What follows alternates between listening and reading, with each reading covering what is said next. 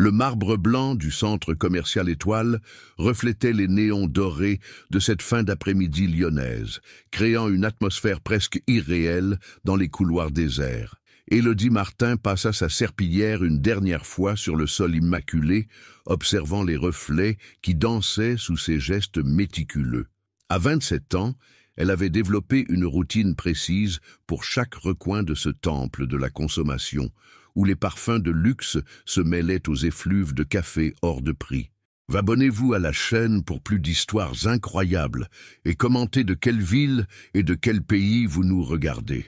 Encore une journée, murmura-t-elle en essorant sa serpillière dans le seau d'eau savonneuse. Ses cheveux châtains, tirés en queue de cheval pratique, encadraient un visage aux traits doux marqués par la fatigue, mais illuminé par des yeux noisettes pétillants de bienveillance.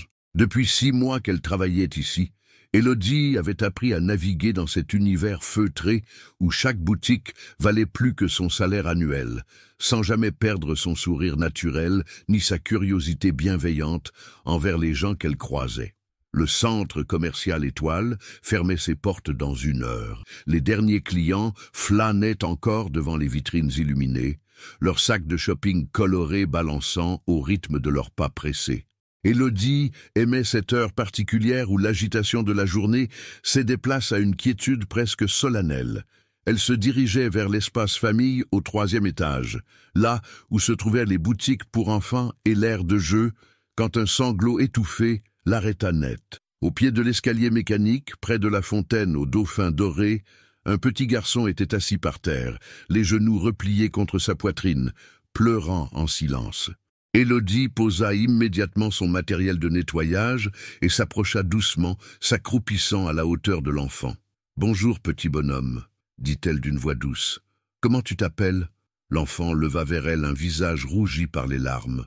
Il devait avoir 5 ou 6 ans tout au plus, avec des cheveux blonds bouclés et des yeux bleus immenses qui reflétaient une détresse profonde. Il portait un costume miniature parfaitement coupé, une chemise blanche impeccable et des chaussures en cuir qui avaient dû coûter plus cher que la garde-robe entière d'Élodie. « Je m'appelle Louis », balbutia-t-il entre 2 hoquets. « Bonjour Louis, moi c'est Élodie. » Elle lui tendit un mouchoir en papier, qu'elle gardait toujours dans sa poche. « Tu as perdu tes parents. » Louis hocha la tête vigoureusement, de nouvelles larmes coulant sur ses joues. Papa était au téléphone. Il parlait fort avec quelqu'un, et moi j'ai vu les jouets dans la vitrine là-bas. Il pointa du doigt la boutique de jouets haut de gamme située de l'autre côté de l'allée centrale. Quand je suis revenu, papa n'était plus là.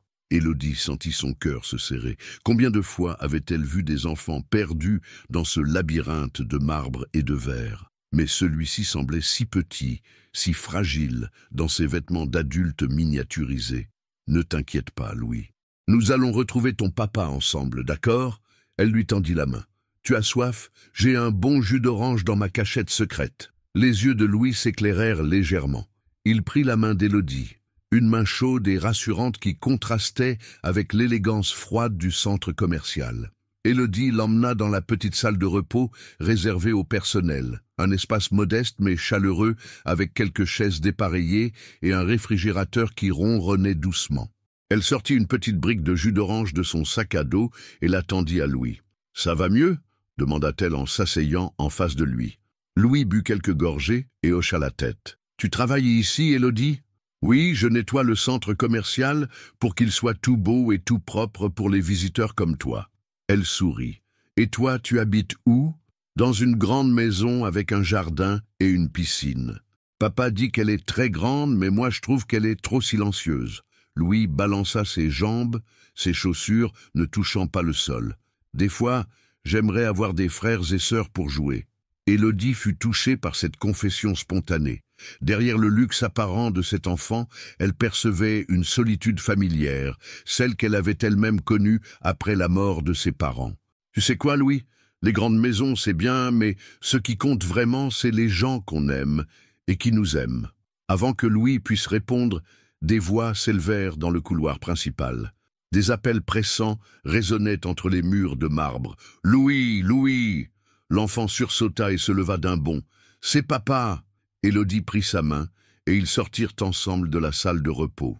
Dans l'allée centrale, un homme grand aux cheveux bruns impeccablement coiffé arpentait les lieux, flanqué de 2 agents de sécurité. Il portait un costume sombre d'une coupe parfaite, et même à distance, Élodie pouvait percevoir l'autorité naturelle qui émanait de lui. « Papa !» cria Louis en lâchant la main d'Élodie pour courir vers l'homme. L'homme se retourna brusquement, et son visage, tendu par l'inquiétude, se décomposa de soulagement. Il s'agenouilla pour recevoir son fils dans ses bras, le serrant contre lui avec une tendresse qui contrastait avec son allure imposante. « Louis, mon Dieu, j'ai eu si peur. » Sa voix tremblait légèrement. Élodie resta en retrait, observant cette scène de retrouvailles. L'homme avait des traits aristocratiques, une mâchoire volontaire et des yeux d'un bleu acier qui reflétaient un mélange de soulagement et de quelque chose d'autre. De la culpabilité peut-être. Louis se tourna vers elle, toujours dans les bras de son père. « Papa, c'est Élodie. Elle m'a donné du jus d'orange et elle m'a dit qu'on allait te retrouver. » L'homme leva les yeux vers Élodie pour la première fois. Leurs regards se croisèrent, et pendant un instant qui sembla suspendu dans le temps, Élodie eut l'impression que tout le luxe clinquant du centre commercial s'effaçait autour d'eux. Guillaume Duret, bien qu'elle ne connût pas encore son nom, détailla cette jeune femme aux vêtements simples, aux mains légèrement abîmées par le travail, mais dont le visage rayonnait d'une bonté authentique qui le déstabilisa complètement. Guillaume se releva lentement, Louis toujours accroché à sa main, et s'avança vers Élodie. Les agents de sécurité se tenaient respectueusement à l'écart, conscients qu'ils assistaient à un moment particulier. « Mademoiselle », sa voix était grave, teintée d'un accent parisien raffiné. « Je ne sais comment vous remercier. » Élodie sentit ses joues s'empourprer légèrement. De près, cet homme dégageait une présence troublante, mélange d'autorité naturelle et de vulnérabilité qu'elle avait entrevue dans ses yeux lorsqu'il avait retrouvé son fils. « Ce n'est rien, monsieur. N'importe qui aurait fait la même chose. » Elle baissa les yeux vers Louis qui la regardait avec admiration. « Louis est un petit garçon très sage. Il m'a raconté qu'il habite dans une belle maison avec un jardin. » Guillaume observa cette jeune femme qui parlait à son fils avec une simplicité désarmante. Habitué aux mondanités de son milieu, aux conversations calculées et aux sourires intéressés, il était déconcerté par cette authenticité qu'il n'avait plus rencontrée depuis très longtemps. « Guillaume Duret, dit-il en tendant la main. Et vous êtes Élodie Martin. » Sa main, légèrement rugueuse par le travail, se glissa dans la sienne, ferme et chaude. « Je travaille ici. Je m'occupe de l'entretien. » Guillaume ne retira pas sa main immédiatement. Il y avait quelque chose dans cette poignée de main, dans ce contact simple et direct qui l'apaisait d'une manière qu'il n'arrivait pas à s'expliquer. « Papa, est-ce qu'Élodie peut venir dîner à la maison ?» demanda soudain Louis, brisant le silence qui s'installait. Guillaume se raidit légèrement, retrouvant ses réflexes de protection. Inviter une inconnue, même celle qui avait secouru son fils, ne faisait pas partie de ses habitudes. Mais le regard suppliant de Louis et quelque chose dans les yeux d'Élodie, une absence totale de calcul, l'ébranlèrent. « Louis, je suis sûr que ton papa a beaucoup de choses importantes à faire, » intervint doucement Élodie, percevant son hésitation. « Et moi aussi j'ai du travail à finir ici. » « Mais je veux te revoir, » insista Louis en tirant sur la main d'Élodie. « Tu peux revenir demain ?» Élodie échangea un regard incertain avec Guillaume. Cet homme l'intimidait, pas par son attitude. Il était resté poli et respectueux, mais par tout ce qu'il représentait.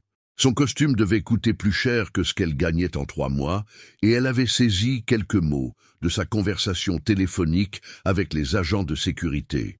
Hôtel, conseil d'administration, Genève, un monde complètement étranger au sien. « Je travaille ici tous les jours, sauf le dimanche, Louis. Si ton papa est d'accord, peut-être qu'on se recroisera. » Guillaume observait cette interaction avec une fascination grandissante. Son fils, habituellement si réservé avec les étrangers, s'épanouissait littéralement en présence de cette jeune femme. Depuis le divorce, 2 ans plus tôt, Louis avait développé une méfiance envers les adultes, particulièrement les femmes qui tentaient de s'approcher de son père. Avec Élodie, il redevenait l'enfant spontané qu'il avait été avant que leur famille n'explose. « Élodie, dit Guillaume après un moment d'hésitation. Accepteriez-vous? Il s'interrompit, cherchant ses mots. Depuis quand n'arrivait-il plus à formuler une phrase simple? Accepteriez-vous de déjeuner avec nous demain? En guise de remerciement. Il y a un bon restaurant au 2e étage. Élodie faillit éclater de rire, mais se retint en voyant son sérieux.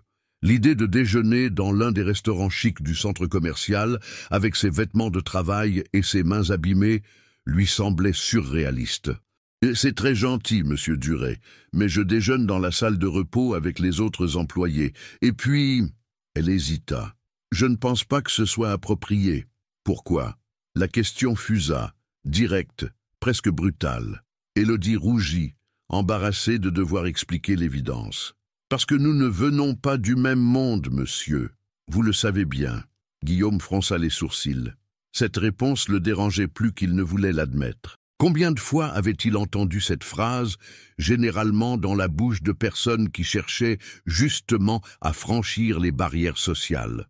Mais dans la bouche d'Élodie, elle sonnait différemment, comme une constatation simple, sans amertume ni calcul, juste factuelle. « Les mondes se rencontrent parfois, » répondit-il doucement. « Et quand ils le font de manière aussi heureuse, pourquoi ne pas laisser faire ?» Louis tira sur le pantalon de son père. « S'il te plaît, papa. » Élodie, elle sent bon la vanille et elle connaît des histoires de princesses qui ne vivent pas dans des châteaux. Élodie sourit malgré elle. « Tu te souviens de ça, Louis? Tu m'as dit qu'une vraie princesse, c'est quelqu'un qui aide les autres, même sans baguette magique. » Guillaume sentit quelque chose se serrer dans sa poitrine. Quand avait-il cessé de parler ainsi à son fils? Quand avait-il perdu cette capacité à transformer le quotidien en magie simple? Alors, demanda-t-il, et Élodie comprit que la question s'adressait autant à elle qu'à lui-même. Elle regarda Louis, puis Guillaume, puis de nouveau Louis. Dans les yeux de l'enfant, elle lut un espoir si pur qu'elle ne put résister. « D'accord, » dit-elle finalement, « mais pas au restaurant, dans la salle de repos. J'apporterai des sandwichs faits par ma voisine, Madame Bernache. Elle fait les meilleurs sandwichs au jambon de tout Lyon. » Guillaume sourit pour la première fois depuis leur rencontre, un sourire qui transforma complètement son visage, le rendant soudain plus jeune, plus accessible. « Marché conclu, mademoiselle Martin. » Alors qu'ils se séparaient, Guillaume se retourna une dernière fois. Élodie, merci, pour Louis et pour le reste aussi. Elle ne demanda pas ce qu'était le reste, mais quelque chose dans sa voix lui fit comprendre qu'il ne parlait pas seulement de son fils perdu dans un centre commercial. Le lendemain matin, Élodie se réveilla avec une sensation étrange au creux de l'estomac. Dans son petit studio de la rue Paul-Bert, elle contemplait sa garde-robe modeste en se demandant ce qui lui avait pris d'accepter ce déjeuner. Les événements de la veille lui semblaient presque irréels, comme si elle avait rêvé cette rencontre avec l'homme élégant et son fils attachant.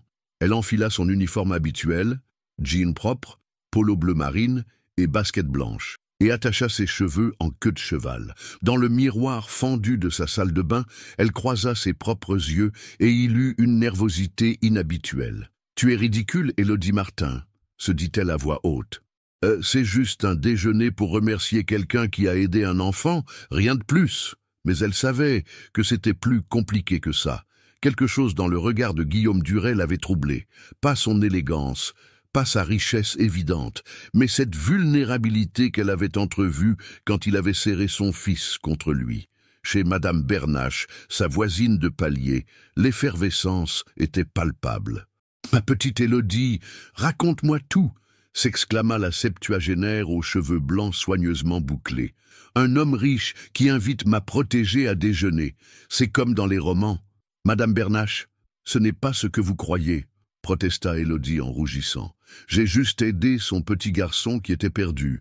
Il veut me remercier, c'est tout. »« bien sûr, sourit la vieille dame avec un air entendu. « Et moi, je suis la reine d'Angleterre. Tiens, prends ça. » Elle tendit à Élodie un panier en osier contenant des sandwichs soigneusement emballés, des fruits et une thermos de café. « Vos sandwichs sont les meilleurs de Lyon, Madame Bernache. Merci. Et toi, tu es la plus gentille fille du quartier. » Il était temps que quelqu'un s'en rende compte. De l'autre côté de la ville, dans sa villa de Montchat, Guillaume Duret terminait son petit déjeuner en lisant les journaux financiers. La salle à manger, avec ses hauts plafonds et ses meubles anciens, résonnait du silence habituel de sa demeure. Louis était déjà parti à l'école avec son chauffeur, et Guillaume s'apprêtait à rejoindre ses bureaux du centre-ville. Mais depuis la veille, il avait du mal à se concentrer. L'image d'Élodie Martin s'imposait régulièrement à son esprit. Ses yeux noisettes, sa simplicité désarmante, la façon dont elle avait parlé à Louis comme s'il était son propre fils. Son téléphone sonna. L'écran affichait le nom de Céline Moreau, son assistante personnelle. « Monsieur Duret, j'ai votre planning pour aujourd'hui. Vous avez la réunion avec les investisseurs japonais à 10 heures, le déjeuner avec le maire à 13 heures. »« Annulez le déjeuner avec le maire », l'interrompit Guillaume. Un silence surpris s'ensuivit.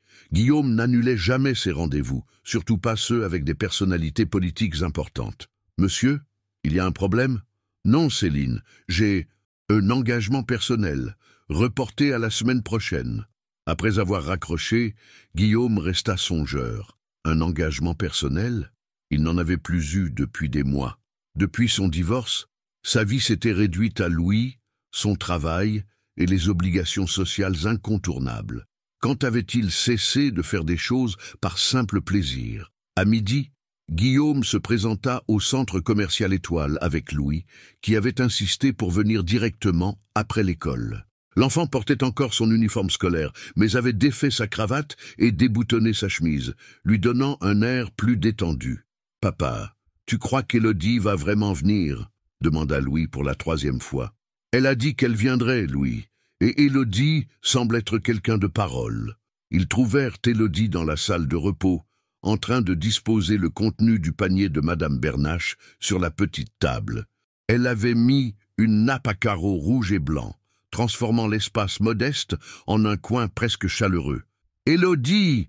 s'écria Louis en se précipitant vers elle. « Bonjour, Louis. Bonjour, Monsieur Duret. » Elle sembla soudain consciente du contraste entre ses vêtements simples et le costume impeccable de Guillaume. « J'espère que ça vous va. Ce n'est pas très chic, mais... »« C'est parfait, » dit Guillaume avec une sincérité qui la surprit. « Cela fait longtemps que je n'ai pas pris un vrai repas dans un endroit authentique. » Ils s'installèrent autour de la petite table. Louis babillait joyeusement, racontant sa matinée à l'école, posant 1000 questions à Élodie sur son travail, sa vie, ses goûts. Guillaume observait cette interaction avec fascination. Son fils, habituellement si guindé en présence d'adultes, se montrait naturel et spontané. « Élodie, tu as des enfants ?» demanda innocemment Louis. Élodie sembla se troubler. « Non, Louis, mais j'aimerais beaucoup en avoir un jour. » « Pourquoi tu en as pas ?»« Louis, » commença Guillaume, embarrassé par la question directe de son fils. « Ce n'est pas grave, » sourit Élodie. « Je n'ai pas encore trouvé le bon papa pour mes futurs enfants, Louis. Et puis, il faut d'abord que je réalise mon rêve. »« Quel rêve ?» demandèrent en chœur Louis et Guillaume. Élodie rougit légèrement. « J'aimerais ouvrir une école, enfin, une garderie, pour les enfants du quartier. » Beaucoup de parents travaillent et n'ont pas les moyens de payer des crèches privées. Je pourrais les aider. Guillaume s'arrêta de manger. Une école? C'est bête, n'est-ce pas? Une facsinière qui rêve d'ouvrir une école? Ce n'est pas bête du tout, dit Guillaume avec une conviction qui la surprit. C'est admirable et concret. Vous avez un plan? Élodie le regarda avec étonnement. Personne ne lui avait jamais demandé si elle avait un plan pour ses rêves. J'économise depuis 3 ans. J'ai trouvé un local dans mon quartier, mais... » Elle s'interrompit, gênée. « Enfin, ce sont mes affaires. »« Moi, je trouve que c'est une très bonne idée, » déclara Louis. « Comme ça, les enfants seraient contents, et toi aussi. » Guillaume sourit. Les enfants ont parfois une sagesse que nous, adultes, nous perdons en chemin. Le déjeuner se poursuivit dans une atmosphère détendue. Élodie raconta son enfance à la Guillotière, la boulangerie de ses parents, les difficultés après leur mort quand elle avait 18 ans. Guillaume, de son côté, parla de son travail, de ses voyages, mais surtout de Louis et de ses inquiétudes de père célibataire. Quand vint l'heure de se séparer, Louis refusa de partir. « Je veux rester avec Élodie. »« Louis, Élodie doit travailler, et toi tu as tes devoirs. »« Mais quand est-ce qu'on la revoit ?» Guillaume et Élodie échangèrent un regard. Cette question simple résonnait dans leurs esprits avec une intensité qu'ils n'avaient pas anticipée. « Quand vous voudrez, » dit finalement Élodie. « Je suis là tous les jours, répéta Guillaume, et quelque chose dans sa voix fit comprendre à Élodie que cette perspective ne lui déplaisait pas. « Tous les jours, » confirma-t-elle avec un sourire qui illumina son visage. En partant, Guillaume se retourna une dernière fois. Élodie avait repris son travail, mais elle leur fit un signe de la main. Louis agita la sienne avec enthousiasme, et Guillaume, après une seconde d'hésitation, l'imita. Dans la voiture, Louis demanda « Papa, est-ce qu'Élodie, elle pourrait être ma nouvelle maman ?» Guillaume faillit s'étrangler. « Louis, Élodie est une amie, une gentille amie qui t'a aidé. »« Oui, mais elle me fait rire, et elle sent bon, et elle a des yeux gentils. » Guillaume ne répondit pas, mais il se surprit à penser que son fils avait encore une fois fait preuve d'une sagesse déconcertante. Les jours suivants prirent une tournure inattendue. Ce qui avait commencé comme un simple remerciement se transforma progressivement en une routine étonnante. Guillaume, qui n'était jamais venu au centre commercial Étoile que par nécessité, se mit à y passer régulièrement avec Louis après l'école. Élodie les attendait maintenant avec une impatience qu'elle tentait de dissimuler. Elle avait pris l'habitude d'apporter un goûter pour Louis, des madeleines de Madame Bernache, des fruits, parfois un livre d'images qu'elle dénichait dans les braderies du dimanche matin.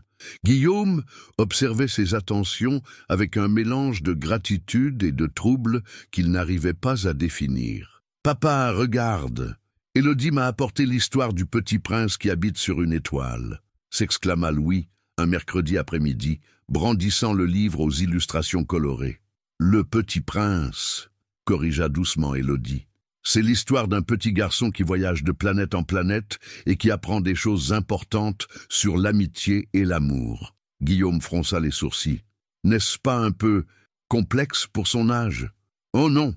protesta Louis. « Élodie me l'a expliqué.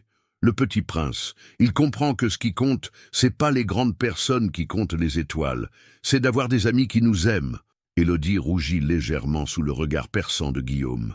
Les enfants comprennent souvent mieux que nous les vérités simples. Louis a tout de suite saisi l'essentiel. « Et c'est quoi l'essentiel ?» demanda Guillaume, curieux malgré lui. « On ne voit bien qu'avec le cœur, » récita Louis fièrement. « L'essentiel est invisible pour les yeux. » Guillaume resta silencieux un moment. Ces mots, qu'il avait lus autrefois, résonnaient différemment dans la bouche de son fils, dans cette salle modeste, où une jeune femme aux mains abîmées par le travail, initiant son héritier à la poésie. « Vous connaissez bien la littérature, remarqua-t-il. » Élodie haussa les épaules avec modestie. « J'ai beaucoup lu étant enfant.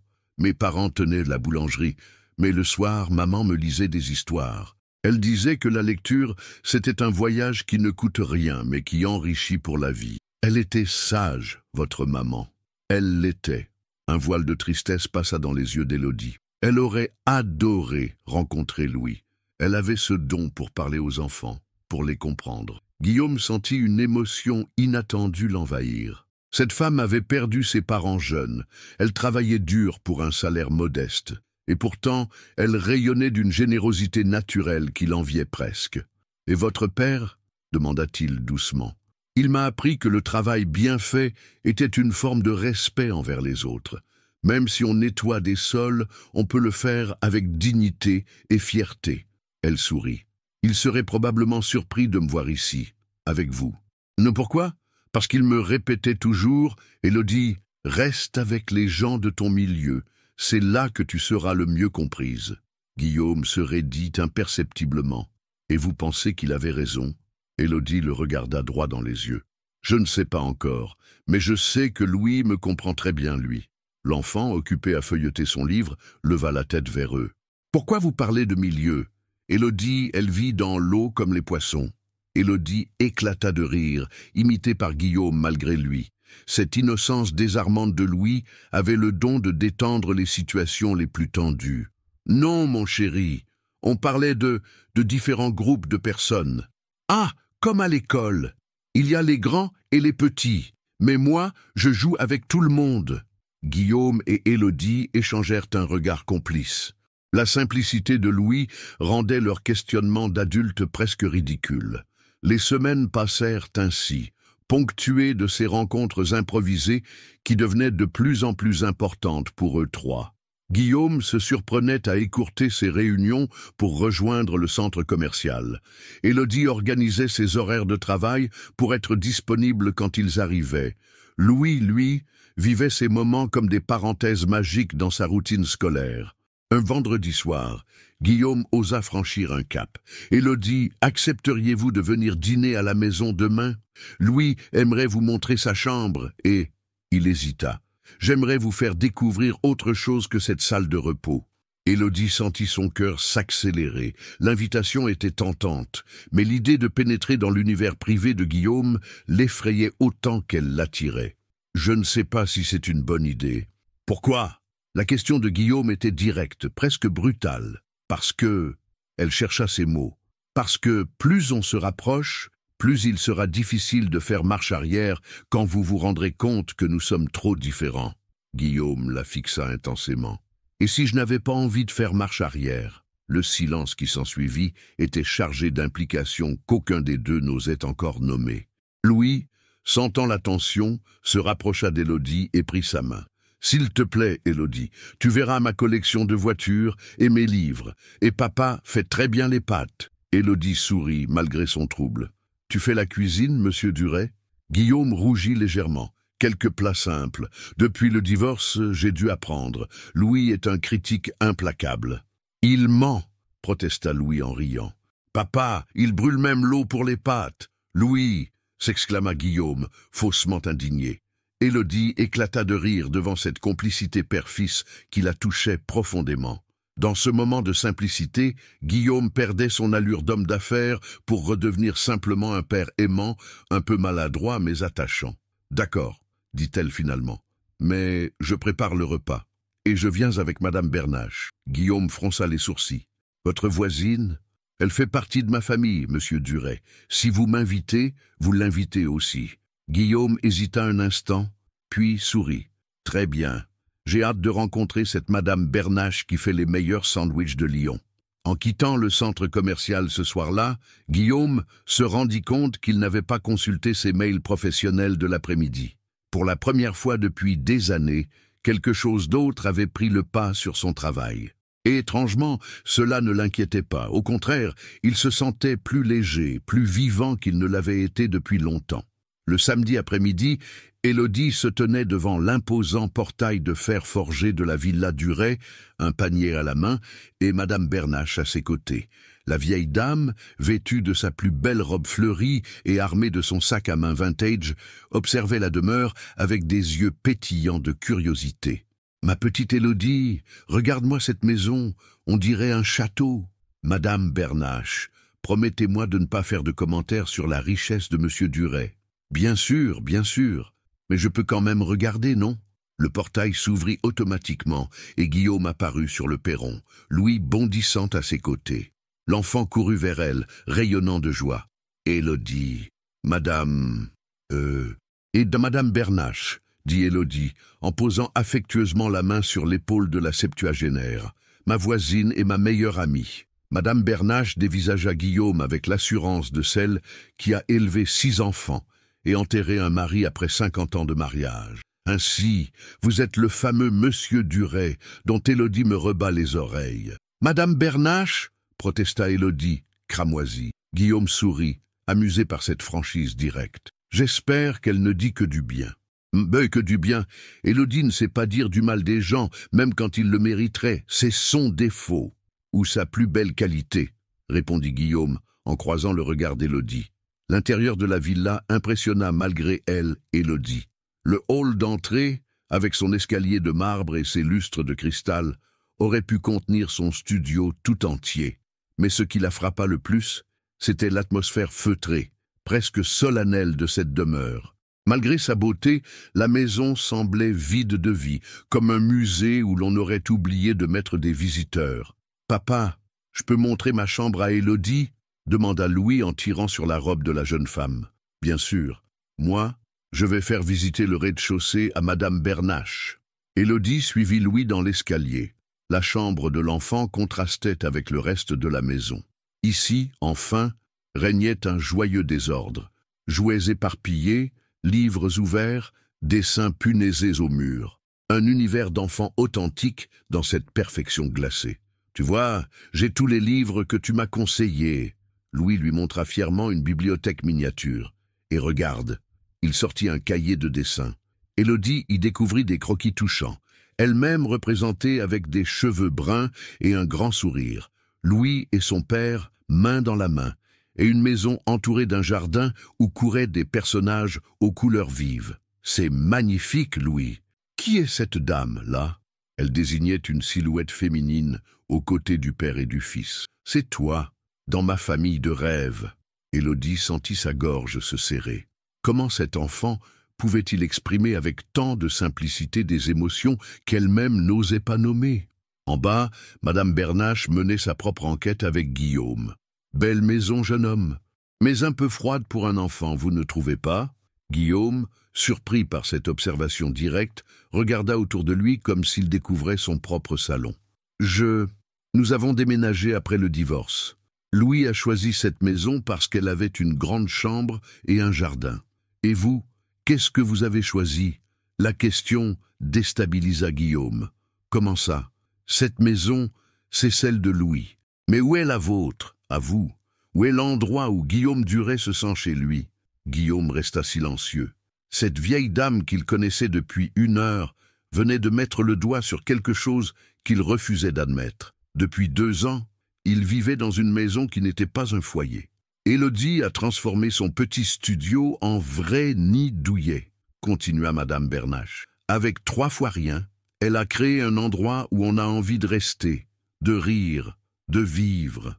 Vous devriez venir voir un jour. J'aimerais beaucoup, répondit Guillaume, et il était sincère. Quand Élodie redescendit avec Louis, elle trouva Guillaume et Madame Bernache en grande conversation dans la cuisine. La vieille dame avait pris possession des lieux avec l'aisance naturelle de celles qui se sentent chez elles partout où il y a de la bienveillance. « Élodie, Monsieur Guillaume m'expliquait qu'il ne sait faire que des pâtes. J'espère que tu as apporté de quoi nourrir correctement cet homme et cet enfant. » Élodie sourit et ouvrit son panier. Elle en sortit les ingrédients pour un pot-au-feu, des légumes frais du marché, de la viande tendre, des herbes aromatiques. Madame Bernache m'a aidé à préparer un vrai repas de famille. Un pot-au-feu? Guillaume sembla touché. Cela fait des années que je n'en ai pas mangé. Ma grand-mère en faisait quand j'étais enfant. Alors installez-vous et laissez-nous faire, déclara Madame Bernache en retroussant ses manches. Élodie va vous montrer ce qu'est un vrai repas préparé avec amour. Pendant qu'Élodie cuisinait, Guillaume l'observait discrètement. Elle se mouvait dans sa cuisine avec une grâce naturelle, expliquant chaque geste à Louis qui l'écoutait religieusement.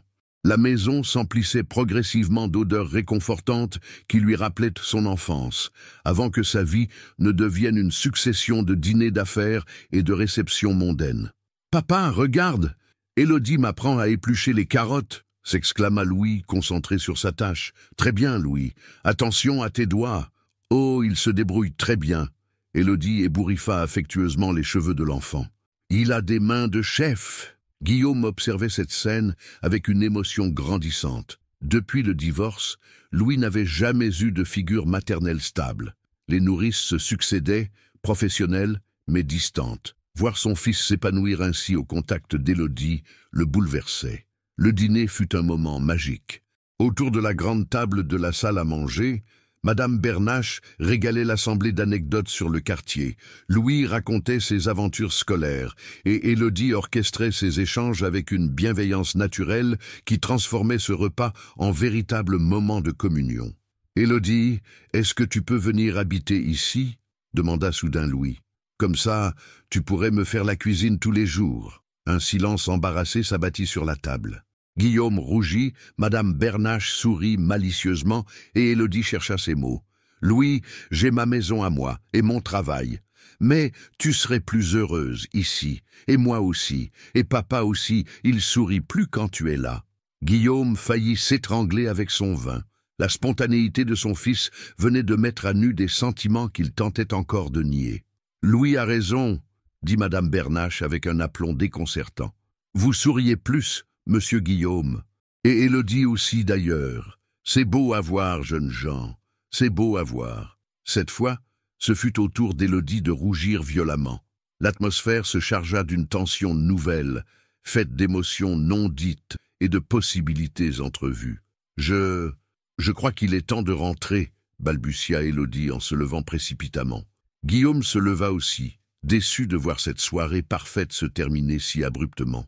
Je vous raccompagne. Ce n'est pas la peine, nous prendrons le tramway. Il n'en est pas question. Dans la voiture, le silence était pesant. Louis s'était endormi à l'arrière, épuisé par cette journée riche en émotions.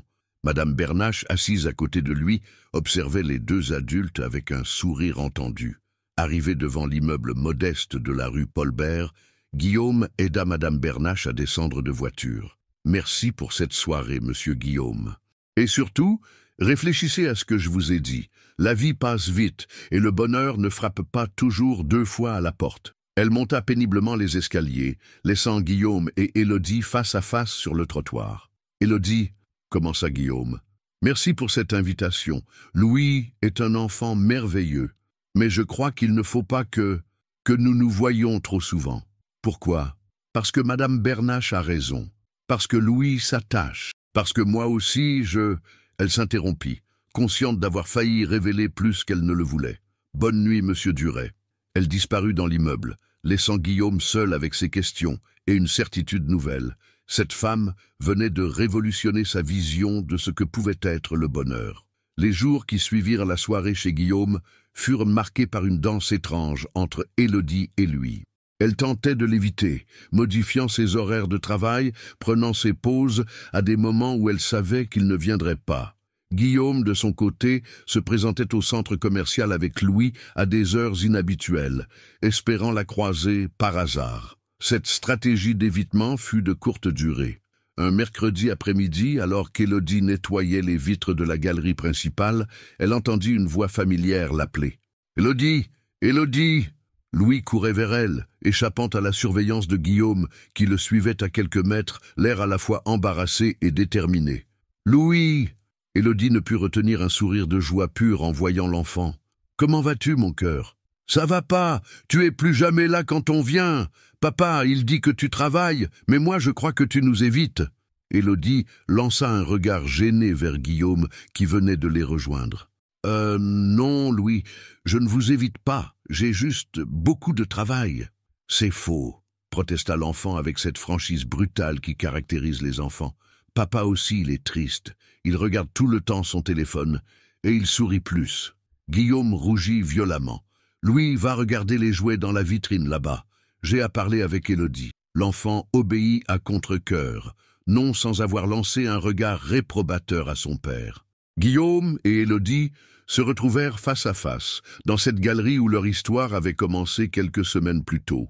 L'affluence de l'après-midi créait un brouhaha qui rendait leur conversation plus intime. « Il a raison, vous savez, » dit Guillaume sans préambule. « Je suis triste, et Louis aussi. » Élodie serra plus fort son chiffon à vitre, cherchant une contenance. « Monsieur Duret, Guillaume, appelez-moi Guillaume, s'il vous plaît. Après la soirée que nous avons passée, le monsieur Duret me fait l'effet d'une distance artificielle. »« D'accord, Guillaume. » Son prénom sonnait étrangement dans sa bouche, plus personnel, plus troublant. « Mais vous devez comprendre que... » « Que quoi ? Que nous venons de milieux différents ? Que mes affaires et votre travail ne sont pas compatibles ? Que Louis s'attache trop ?» Sa voix était douce mais déterminée. « J'ai entendu tous ces arguments, Élodie, mais aucun ne change le fait que je n'ai jamais vu mon fils aussi heureux qu'en votre compagnie. » Élodie le regarda, surprise par cette vulnérabilité qu'il lui montrait. « Et moi ?» continua Guillaume. « Cela fait 2 ans que je vis en automate. Travail, Louis, obligations sociales, dodo. Un cycle sans saveur, sans surprise, sans joie. Et puis vous êtes arrivé. Guillaume, laissez-moi finir. » Il s'approcha d'un pas, suffisamment près pour qu'elle sente son parfum discret, mélange de bergamote et de quelque chose de plus personnel. « Vous avez transformé ma maison en foyer l'espace d'une soirée. Vous avez fait rire Louis comme il n'avait plus ri depuis le divorce. Vous m'avez rappelé ce que c'était que de prendre plaisir à des choses simples. Élodie sentit sa résolution vaciller. Mais enfin, Guillaume, regardez-nous. Vous êtes... vous. Et moi, je suis une facsinière qui vit dans un studio de 30 mètres carrés. Et alors, sa question claqua comme un défi. En quoi cela change-t-il ce que nous ressentons? Parce que ça ne peut pas marcher. Les mots sortirent plus fort qu'elle ne l'avait voulu, attirant quelques regards curieux. Parce que dans 6 mois, 1 an peut-être, vous vous lasserez. Vous retournerez dans votre monde de luxe et moi, j'aurai le cœur brisé. Et Louis aussi. Guillaume resta silencieux un moment, assimilant cette réponse qui révélait plus qu'Élodie ne l'avait voulu. Elle venait d'admettre qu'elle ressentait quelque chose pour lui. « Et si je vous disais que c'est exactement l'inverse ?» dit-il finalement. « Et si je vous disais que c'est moi qui ai peur, que vous vous rendiez compte que je ne suis qu'un homme d'affaires ennuyeux, enfermé dans ses habitudes, qui ne sait même pas cuisiner des pâtes ?» Élodie le regarda avec étonnement. « Vous, peur, terrifié ?» avoua Guillaume avec un sourire triste, terrifié à l'idée de vous perdre avant même d'avoir eu la chance de savoir ce que nous pourrions construire ensemble. À cet instant, Louis revint en courant, une peluche dans les bras. « Papa, regarde, j'ai trouvé un petit prince, comme dans le livre d'Élodie. » Guillaume et Élodie se tournèrent vers l'enfant, reconnaissant de cette interruption qui brisait la tension émotionnelle du moment. « Il est très beau, Louis, » dit Élodie en s'accroupissant à sa hauteur. « Tu le veux? »« Oui, mais... » L'enfant parut soudain soucieux. « Papa, est-ce qu'Élodie va rester avec nous? Parce que sinon, le petit prince, il va être triste sans son ami. » Guillaume et Élodie échangèrent un regard chargé de sens. Cette question innocente résumait parfaitement leur dilemme. « Louis, » commença Guillaume, « Élodie et moi, nous apprenons à nous connaître, » termina Élodie. Comme le petit prince qui découvre de nouvelles planètes, parfois il faut du temps pour savoir si on veut rester quelque part. Louis parut réfléchir intensément. Mais le petit prince, lui, il savait tout de suite quand il aimait quelque chose. Il aimait sa rose dès qu'il l'a vue. La simplicité de cette réflexion frappa Guillaume et Élodie de plein fouet. Un enfant de 5 ans venait de leur donner une leçon de vie d'une profondeur saisissante. « Tu as raison, mon bonhomme, » dit Guillaume doucement. Parfois, les adultes compliquent les choses simples. Il se tourna vers Élodie. « Accepteriez-vous de me laisser vous prouver que nous pouvons dépasser nos différences ?» Élodie hésita, partagée entre l'envie de dire oui et la peur de souffrir. Dans les yeux de Louis, elle lisait un espoir si pur qu'il balayait ses réticences. Dans ceux de Guillaume, elle découvrait une sincérité qui la bouleversait. « Comment ?» demanda-t-elle finalement. Venez avec nous ce week-end, pas chez moi, pas dans votre quartier, quelque part de neutre où nous ne serons ni le millionnaire ni la facsinière, mais juste Guillaume, Élodie et Louis. Où ça? Guillaume sourit, et ce sourire transforma complètement son visage, le rendant soudain plus jeune, plus accessible. À Annecy, il y a un petit hôtel au bord du lac que ma grand-mère adorait. Rien d'ostentatoire, juste un endroit simple et beau. Louis adore nourrir les canards. « Des canards !» s'exclama Louis, sautillant d'excitation. « Dis oui, Élodie, s'il te plaît !» Élodie regarda alternativement l'homme et l'enfant. Guillaume attendait sa réponse avec une anxiété qu'il ne cherchait plus à dissimuler. Louis la suppliait du regard avec cette intensité dont seuls les enfants sont capables. « D'accord, » dit-elle finalement, « mais juste le week-end, et nous verrons bien ce qui arrive. » Le sourire qui illumina le visage de Guillaume valait toutes les promesses du monde. Louis poussa un cri de joie qui attira de nouveau l'attention des passants. « Merci », murmura Guillaume, et dans ce simple mot, Élodie entendit bien plus qu'un remerciement. En les regardant s'éloigner, la peluche du petit prince dans les bras de Louis, Élodie se dit qu'elle venait peut-être de prendre la décision la plus importante de sa vie, pour le meilleur ou pour le pire. Le samedi matin, Élodie attendait devant son immeuble avec un petit sac de voyage, l'estomac noué par un mélange d'excitation et d'appréhension. Elle avait passé la soirée précédente à se demander si elle n'était pas en train de commettre une erreur monumentale. Madame Bernache, bien sûr, l'avait encouragée avec son enthousiasme habituel. « Ma petite Élodie, quand le bonheur se présente, on ne lui demande pas ses papiers d'identité. » Une BMW noire s'arrêta devant l'immeuble. Guillaume en descendit, vêtu d'un jean et d'un pull en cachemire qui lui donnait un air plus décontracté. Louis, à l'arrière, agitait frénétiquement la main par la vitre. « Bonjour, » dit Guillaume en prenant son sac. « Vous avez bien dormi ?»« Comme un bébé, » mentit Élodie, qui avait passé la nuit à tourner dans son lit. Le trajet vers Annecy se déroula dans une atmosphère détendue. Louis babillait sans arrêt, posant 1000 questions sur les montagnes, les lacs, les poissons. Guillaume conduisait avec sérénité, souriant aux réflexions de son fils, jetant de temps en temps un regard complice vers Élodie. « Papa, regarde, les montagnes, elles sont énormes !» s'exclama Louis en collant son nez contre la vitre. « Attends de voir le lac, mon bonhomme, il est bleu comme tes yeux. » Élodie observait Guillaume discrètement. Loin de ses costumes 3 pièces et de son bureau, il semblait plus humain, plus accessible.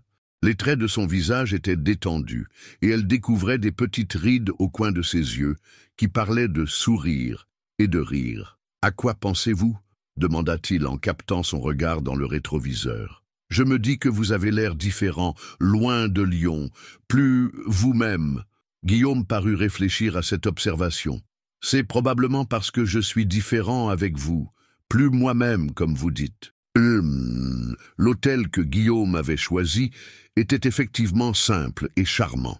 Installé au bord du lac d'Annecy, c'était une bâtisse de style savoyard, avec des balcons fleuris et une terrasse qui donnait directement sur l'eau turquoise. Rien d'ostentatoire, mais d'un goût parfait. 2 chambres communicantes, précisa Guillaume au réceptionniste. Une pour mon fils et moi, une pour mademoiselle. Élodie fut touchée par cette délicatesse. Il avait pensé à préserver les apparences tout en facilitant la surveillance de Louis.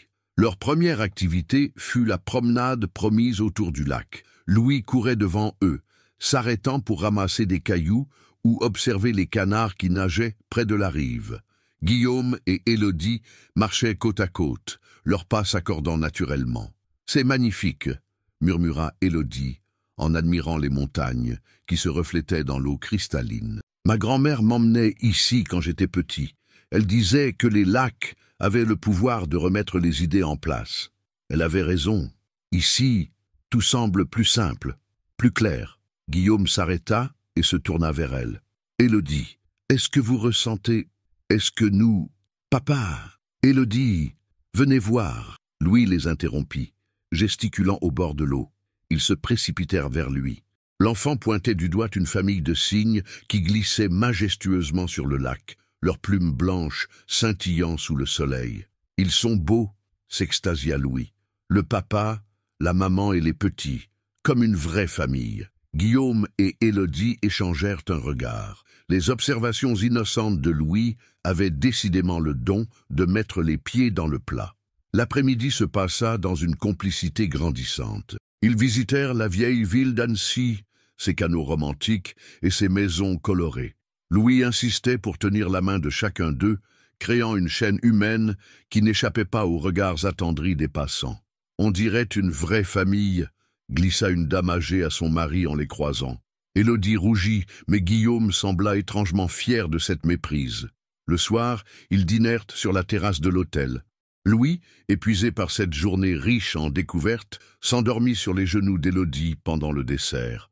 Elle caressa doucement ses cheveux blonds, un geste si naturel et tendre que Guillaume en eut le souffle coupé. « Vous feriez une mère merveilleuse », dit-il doucement.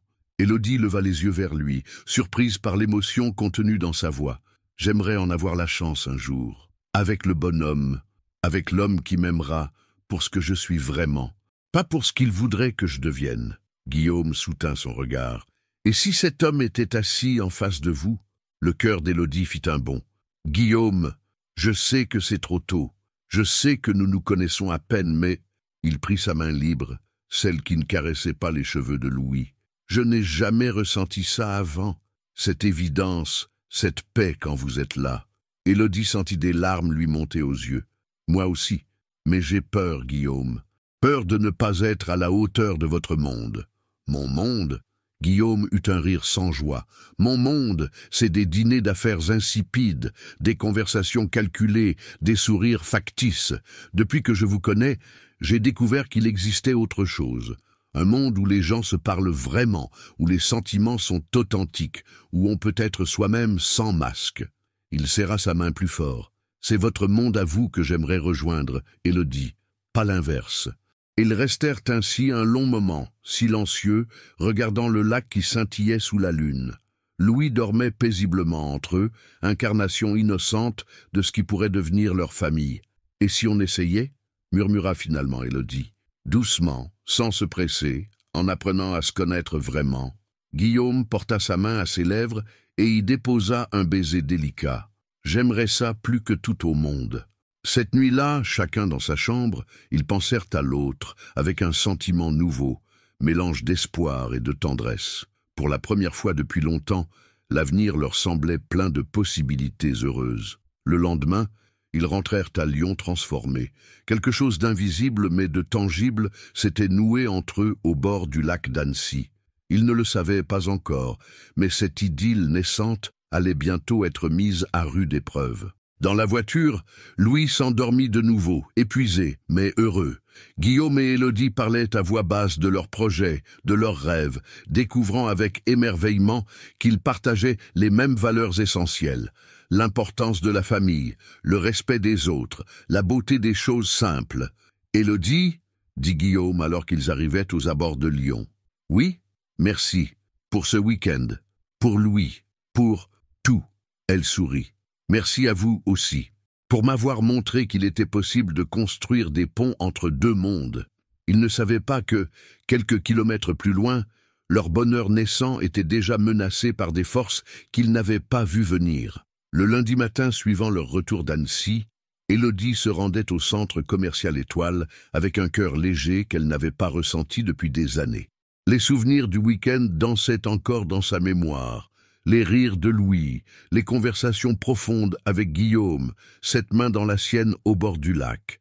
Pour la première fois de sa vie, l'amour lui semblait possible, à portée de main.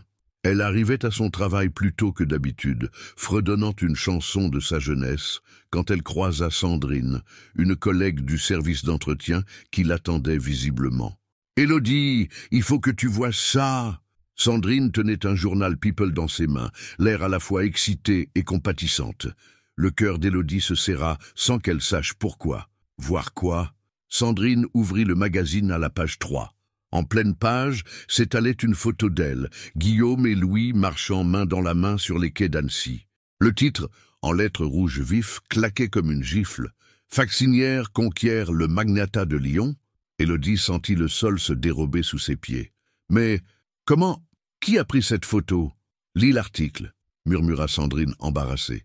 D'une main tremblante, Élodie parcourut les lignes. La journaliste, une certaine Valérie Monclerc, spécialiste des ragots mondains, avait fait du travail de détective. Tout y était. L'identité d'Élodie, son travail de factinière, son modeste logement de la rue Paul-Bert et même des détails sur la mort de ses parents. L'article suggérait avec une perfidie consommée qu'Élodie avait habilement séduit Guillaume Duret, l'un des célibataires les plus fortunés de la région, en utilisant son fils comme appât émotionnel. « Mademoiselle Martin s'est bien gardée de révéler ses véritables intentions », écrivait la journaliste. « Cette Cendrillon des temps modernes a-t-elle trouvé son prince charmant ou Guillaume Duret est-il tombé dans un piège bien tendu? L'avenir nous le dira. » Élodie eut envie de vomir. Chaque mot était un poison qui transformait leur belle histoire naissante en calcul sordide, leur week-end romantique en manipulation. « Élodie !» Sandrine posa une main compatissante sur son épaule. « Tu sais bien que personne ici ne croit ces bêtises. » Mais Élodie n'entendait plus. Elle pensait à Guillaume qui découvrirait forcément cet article, à Louis qui pourrait être moqué à l'école, à Madame Bernache qui serait interrogée par les journalistes. Elle pensait surtout à la façon dont Guillaume la regarderait désormais, avec suspicion, avec dégoût, avec cette pitié condescendante qu'elle redoutait par-dessus tout. « Il faut que j'aille le voir », murmura-t-elle. « Il faut que je lui explique. » Elle n'eut pas le temps de terminer sa phrase. Monsieur Dubois, le directeur du centre commercial, apparut devant elle, l'air sombre. « Mademoiselle Martin, j'aimerais vous voir dans mon bureau, immédiatement. » Le bureau de Monsieur Dubois était impersonnel et froid, à l'image de l'homme qui s'assit en face d'Élodie. Sur son bureau trônait l'article fatidique, ouvert à la page accusatrice. « Mademoiselle Martin, ceci est extrêmement embarrassant pour notre établissement. » Élodie releva la tête, retrouvant un peu de fierté. « En quoi mon travail est-il remis en question par cet article, monsieur ? » « Votre travail ?» Dubois eut un sourire désagréable. « Ce n'est pas votre travail qui pose problème, mademoiselle, c'est votre comportement. Utiliser nos locaux pour rencontrer des clients fortunés, je n'ai rien utilisé du tout, » protesta Élodie, la colère montant. « J'ai aidé un enfant perdu, point final. » « Allons, mademoiselle Martin, soyons sérieux. Une vaccinière qui fréquente Guillaume Duret. Les coïncidences ont leurs limites. » Élodie se leva, la dignité retrouvée. « Si vous pensez vraiment cela de moi, monsieur Dubois, alors je préfère partir. »« Parfait. Considérez ceci comme votre démission. Vous recevrez vos derniers émoluments par la poste. » Élodie sortit du bureau sans un mot de plus. Dans les couloirs du centre commercial où elle avait travaillé 6 mois, elle croisa des regards gênés, des chuchotements, des sourires en coin. Certains collègues la regardaient avec compassion. D'autres, avec cette curiosité malsaine qu'inspire le scandale. Elle récupéra ses affaires personnelles dans son casier et quitta les lieux qu'elle ne reverrait plus, du moins pas en tant qu'employée. En passant devant la fontaine au dauphin doré où elle avait rencontré Louis, elle sentit les larmes lui monter aux yeux. Dans la rue, elle composa le numéro de Guillaume. Il décrocha immédiatement. « Élodie, j'espérais votre appel. Il faut qu'on se voie, il y a quelque chose. »« Je sais, » l'interrompit-elle. « L'article, je l'ai vu. Guillaume, il faut que vous sachiez où êtes-vous. Je sors du centre commercial. On m'a licencié. » Un silence pesant s'installa. Élodie entendit Guillaume pousser un juron étouffé. « Retrouvez-moi chez vous dans 1 heure. Ne bougez pas de là. » Il raccrocha avant qu'elle puisse répondre. De retour dans son studio, Élodie trouva Madame Bernache, qui l'attendait sur le palier, le même magazine à la main. « Ma petite Élodie, ces vautours, comment ont-ils osé ?» Elles s'enfermèrent dans l'appartement. Madame Bernache prépara du thé, pendant qu'Élodie s'effondrait sur son canapé, enfin libre de laisser couler ses larmes. « Ils ont tout transformé en mensonge, Madame Bernache. Tout ce qui était beau, ils l'ont sali. Écoute-moi bien, ma petite fille. Les gens qui écrivent des horreurs comme ça, c'est parce qu'ils n'ont jamais connu l'amour vrai. Ils ne peuvent pas comprendre qu'une histoire belle puisse exister. Mais Guillaume, qu'est-ce qu'il va penser de moi? S'il t'aime vraiment, il ne pensera rien du tout. Il saura qui tu es. 1 heure plus tard, on frappa à la porte. Guillaume se tenait sur le palier, l'air sombre et fatigué. Il portait encore son costume de bureau, mais sa cravate était desserrée et ses cheveux ébouriffés. « Guillaume » commença Élodie. Il la prit dans ses bras sans un mot, la serrant contre lui avec une force désespérée.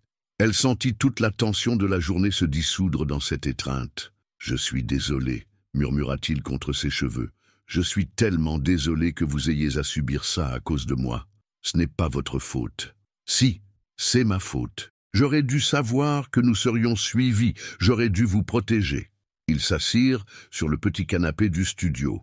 Guillaume paraissait plus bouleversé qu'Élodie elle-même. « Mon avocat s'occupe déjà de porter plainte contre ce torchon. Pour diffamation, atteinte à la vie privée. Ça ne changera rien, Guillaume. Le mal est fait. Si, ça changera tout. » Il se tourna vers elle, les yeux brillants de colère. « Je ne laisserai personne vous humilier ainsi. » Élodie le regarda avec tendresse et tristesse mêlées. « Et après, vous allez porter plainte contre tous ceux qui nous regarderont de travers, contre tous ceux qui chuchoteront sur notre passage ?» Guillaume se tut, comprenant où elle voulait en venir. « Nous ne sommes pas dans un conte de fées, Guillaume. Dans la vraie vie, les différences de classe, ça compte. Les gens parlent, jugent, salissent. Alors quoi ?» Sa voix tremblait. « Vous abandonnez ? Nous abandonnons ?» Élodie prit ses mains dans les siennes. « Je ne sais pas, je ne sais plus. Tout à l'heure, j'étais heureuse. Maintenant, j'ai l'impression d'être devenue un objet de curiosité, un faire-valoir pour journaliste en mal de sensationnel. » Guillaume serra ses mains plus fort. « Vous n'êtes rien de tout cela pour moi. Vous êtes la femme qui a redonné un sens à ma vie. Et vous, vous êtes l'homme qui m'a fait croire que l'amour était possible. Les larmes coulaient de nouveau sur ses joues. Mais peut-être que nous nous sommes trompés, peut-être que certaines barrières ne peuvent pas être franchies. Le silence qui s'installa fut plus éloquent que tous les mots. Dans ce petit studio qui sentait la vanille et les rêves simples, l'amour naissant de Guillaume et Élodie venait de recevoir son premier coup fatal. Les jours qui suivirent la publication de l'article furent un calvaire pour Élodie. Son téléphone sonnait sans arrêt. Journaliste en quête de déclaration, curieux du quartier, ancien collègue compatissant. Elle finit par l'éteindre et s'enferma chez elle, ne sortant que pour les courses essentielles, toujours accompagnée du regard protecteur de Madame Bernache. « Ces vautours ont même sonné chez moi !» s'indigna la vieille dame un matin en apportant des croissants à Élodie. « Ils voulaient savoir si tu étais vraiment une arriviste. J'ai failli leur claquer la porte au nez. » Élodie, en peignoir sur son canapé, avait les traits tirés par l'insomnie. « Qu'est-ce que vous leur avez dit ? La vérité, que tu es la fille la plus généreuse et la plus authentique que je connaisse. » Madame Bernache s'assit à côté d'elle. « Mais dis-moi, ma petite, des nouvelles de Monsieur Guillaume ?» Élodie soupira. Guillaume l'appelait plusieurs fois par jour, lui envoyait des messages, proposait de venir la voir, mais elle n'arrivait plus à lui répondre. Chaque fois qu'elle entendait sa voix, elle pensait à Louis, à ce qu'il devait endurer à l'école, aux conséquences de leur relation sur sa vie d'enfant. « Je ne peux pas, Madame Bernache, plus maintenant. » « Mais enfin, pourquoi ? Parce que nous vivons dans des mondes différents, et que j'ai été naïve de croire qu'on pouvait les faire se rencontrer sans dégâts. » De son côté, Guillaume traversait ses propres tourments. Au bureau, les regards de ses collaborateurs avaient changé. Certains affichaient une curiosité mal dissimulée, d'autres un amusement condescendant. Lors de la réunion hebdomadaire du conseil d'administration, Henri de Malmont, un actionnaire influent, avait fait une allusion désobligeante qui avait mis Guillaume hors de lui. « Mon cher Guillaume, j'espère que vos fréquentations récentes ne nuiront pas à l'image de notre groupe. » Guillaume s'était levé, glacial. « Mes relations privées ne regardent que moi, Henri. Et si quelqu'un a un problème avec ça, il peut me le dire en face. » Un silence pesant avait suivi cette déclaration. Guillaume avait quitté la salle de réunion, laissant ses associés pantois. Mais c'était Louis qui souffrait le plus. À l'école Sainte-Marie, réputée pour accueillir les enfants de la haute bourgeoisie lyonnaise, les commentaires fusaient. Certains parents avaient même réclamé une réunion avec la directrice pour préserver leurs enfants de cette publicité malvenue. « Papa, pourquoi les gens disent que tu vas épouser Élodie pour qu'elle devienne riche ?» demanda Louis un soir, les yeux rougis par les larmes.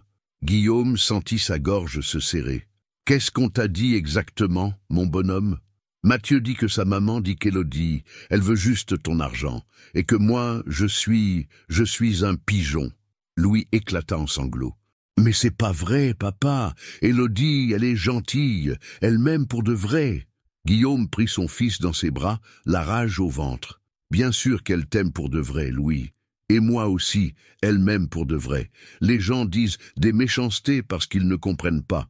Alors pourquoi elle répond plus au téléphone? Pourquoi elle vient plus nous voir ?» Guillaume ne sut que répondre. Lui-même se posait la même question avec une angoisse grandissante.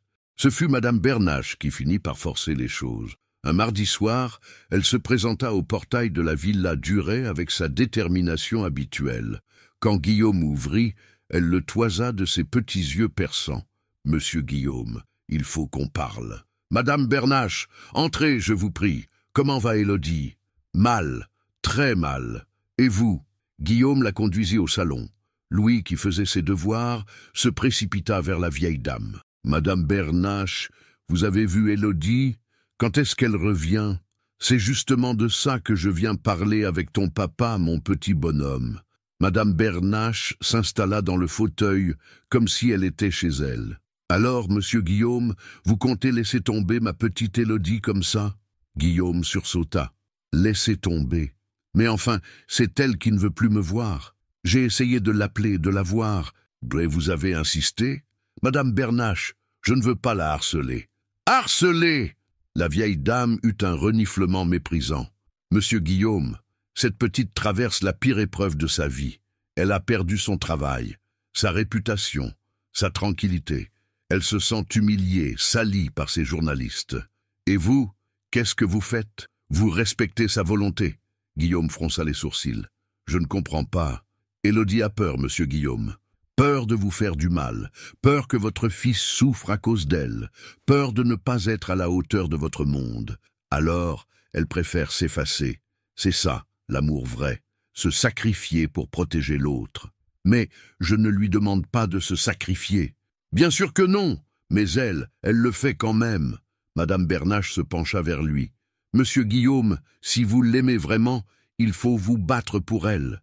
Il faut lui prouver qu'elle compte plus que tout le reste, votre réputation, vos affaires, l'opinion des autres.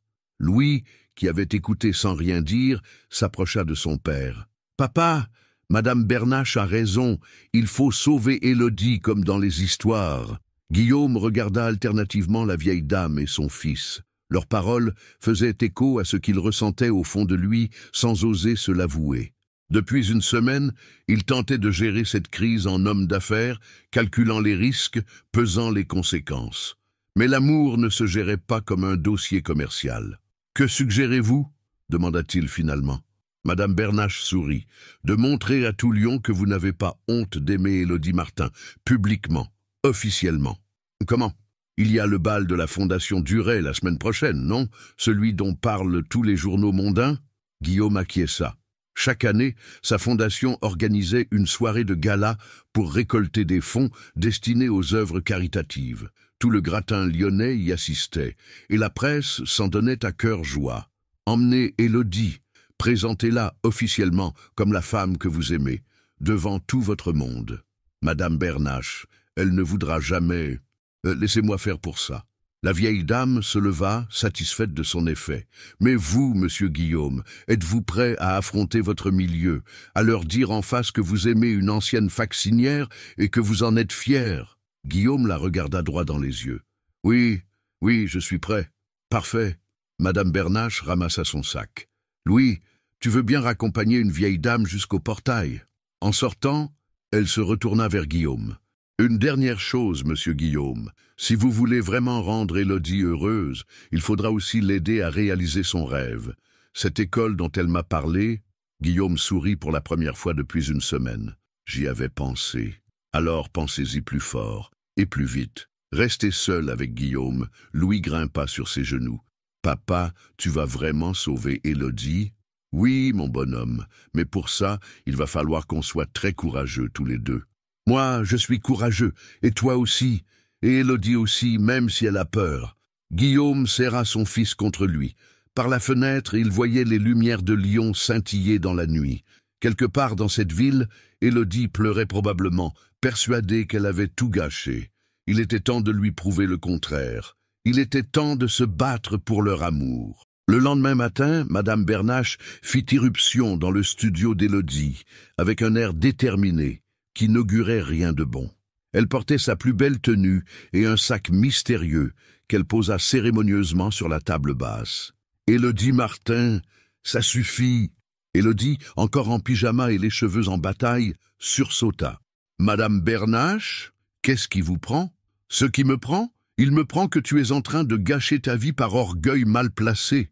Ce n'est pas de l'orgueil, c'est du réalisme. » « Du réalisme ?» Madame Bernache s'assit en face d'elle, l'air sévère. « Le réalisme, ma petite fille, c'est de reconnaître qu'un homme bien t'aime sincèrement et que tu l'aimes aussi. Le reste, ce sont des détails. Des détails. Madame Bernache, avez-vous vu ce qu'ils écrivent sur moi? J'ai vu. Et alors, les chiens aboinent, la caravane passe. » La vieille dame ouvrit son sac et en sortit une enveloppe crème de qualité. « Regarde plutôt ça. » Élodie prit l'enveloppe avec suspicion. Son nom était calligraphié à l'encre dorée, et le papier épais sentait discrètement la bergamote. Qu'est-ce que c'est? Ouvre et tu verras. À l'intérieur, Élodie découvrit une invitation officielle au bal de la Fondation Duret, prévue pour le samedi suivant à l'hôtel de ville de Lyon. Mais ce qui la stupéfia, ce fut le petit mot manuscrit joint « Chère Élodie, j'ai eu tort de vouloir vous protéger en respectant votre silence. L'amour ne se protège pas, il se proclame. » Accepteriez-vous d'être ma cavalière pour ce bal? Devant tout Lyon, devant tous ceux qui doutent, je veux montrer que vous êtes la femme la plus précieuse de ma vie. Guillaume. PS. Louis insiste pour que vous sachiez qu'il a choisi sa plus belle cravate pour l'occasion. Élodie releva la tête vers Madame Bernache, les yeux embués. Il est fou. Aller à ce bal, avec tous ces gens, je vais être ridicule. Ridicule? Madame Bernache se leva et alla ouvrir la fenêtre. Tu sais ce qui est ridicule? C'est de laisser la peur décider à ta place. C'est de croire que tu ne vaux pas assez cher pour être aimé publiquement. Mais enfin, Madame Bernache, regardez-moi. Je n'ai rien à me mettre, je ne sais pas comment me comporter dans ce genre d'événement. Pour la robe, on va s'en occuper. Pour le reste, la vieille dame sourit malicieusement. Ma petite Élodie, tu as passé ta vie à nettoyer derrière des gens riches et prétentieux. Tu crois vraiment qu'ils valent mieux que toi? Élodie resta silencieuse, tiraillée entre l'envie de dire oui et la terreur de se ridiculiser. Et puis, continua Madame Bernache, ce n'est pas pour eux que tu irais. C'est pour Guillaume, pour Louis, pour montrer à tous ces vautours que l'amour ne se divise pas en classes sociales. L'après-midi même, Madame Bernache embarqua Élodie dans une expédition shopping qui la terrifia plus qu'elle ne l'amusa. Elles se rendirent dans une boutique élégante du 2e arrondissement, où la vendeuse les accueillit avec une politesse professionnelle qui se teinta de curiosité quand elle reconnut Élodie. « Nous cherchons une robe de soirée », annonça Madame Bernache avec l'autorité d'une duchesse. « Pour quelle occasion ?» demanda la vendeuse. Le bal de la Fondation durait. Le changement d'attitude fut immédiat. La vendeuse, qui connaissait visiblement l'importance de cet événement, se mit en 4 pour leur présenter les plus belles pièces de la boutique. Élodie essaya plusieurs robes, mais aucune ne lui donnait confiance. Trop voyante, trop décolletée, trop... tout. C'est finalement Madame Bernache qui dégota la perle rare. Une robe longue d'un bleu nuit profond, simple mais d'une élégance parfaite, qui épousait délicatement la silhouette d'Élodie sans en faire trop. Celle-ci, déclara la vieille dame, elle te va comme un gant et elle mettra tes yeux en valeur. Madame Bernache, regardez le prix. Le prix, c'est mon affaire, c'est mon cadeau. Elle se tourna vers la vendeuse. Nous prendrons aussi les chaussures assorties et les accessoires. En sortant de la boutique, Élodie était sonnée. Madame Bernache, vous êtes folle. Cette robe coûte plus cher que ce que je gagne en 3 mois. Écoute-moi bien, ma petite fille. J'ai 80 ans, pas d'enfant, et assez d'économies pour me faire plaisir. Ça me fait plaisir de t'offrir cette robe. Point final. Le soir même, Guillaume l'appela. Pour la première fois depuis l'article, Élodie décrocha. « Élodie ?» Sa voix tremblait d'émotion. « Vous avez reçu mon invitation ?»« Oui, Guillaume, vous êtes sûr de ce que vous faites ?»« Plus sûr que je ne l'ai jamais été de ma vie. »« Et vous ?»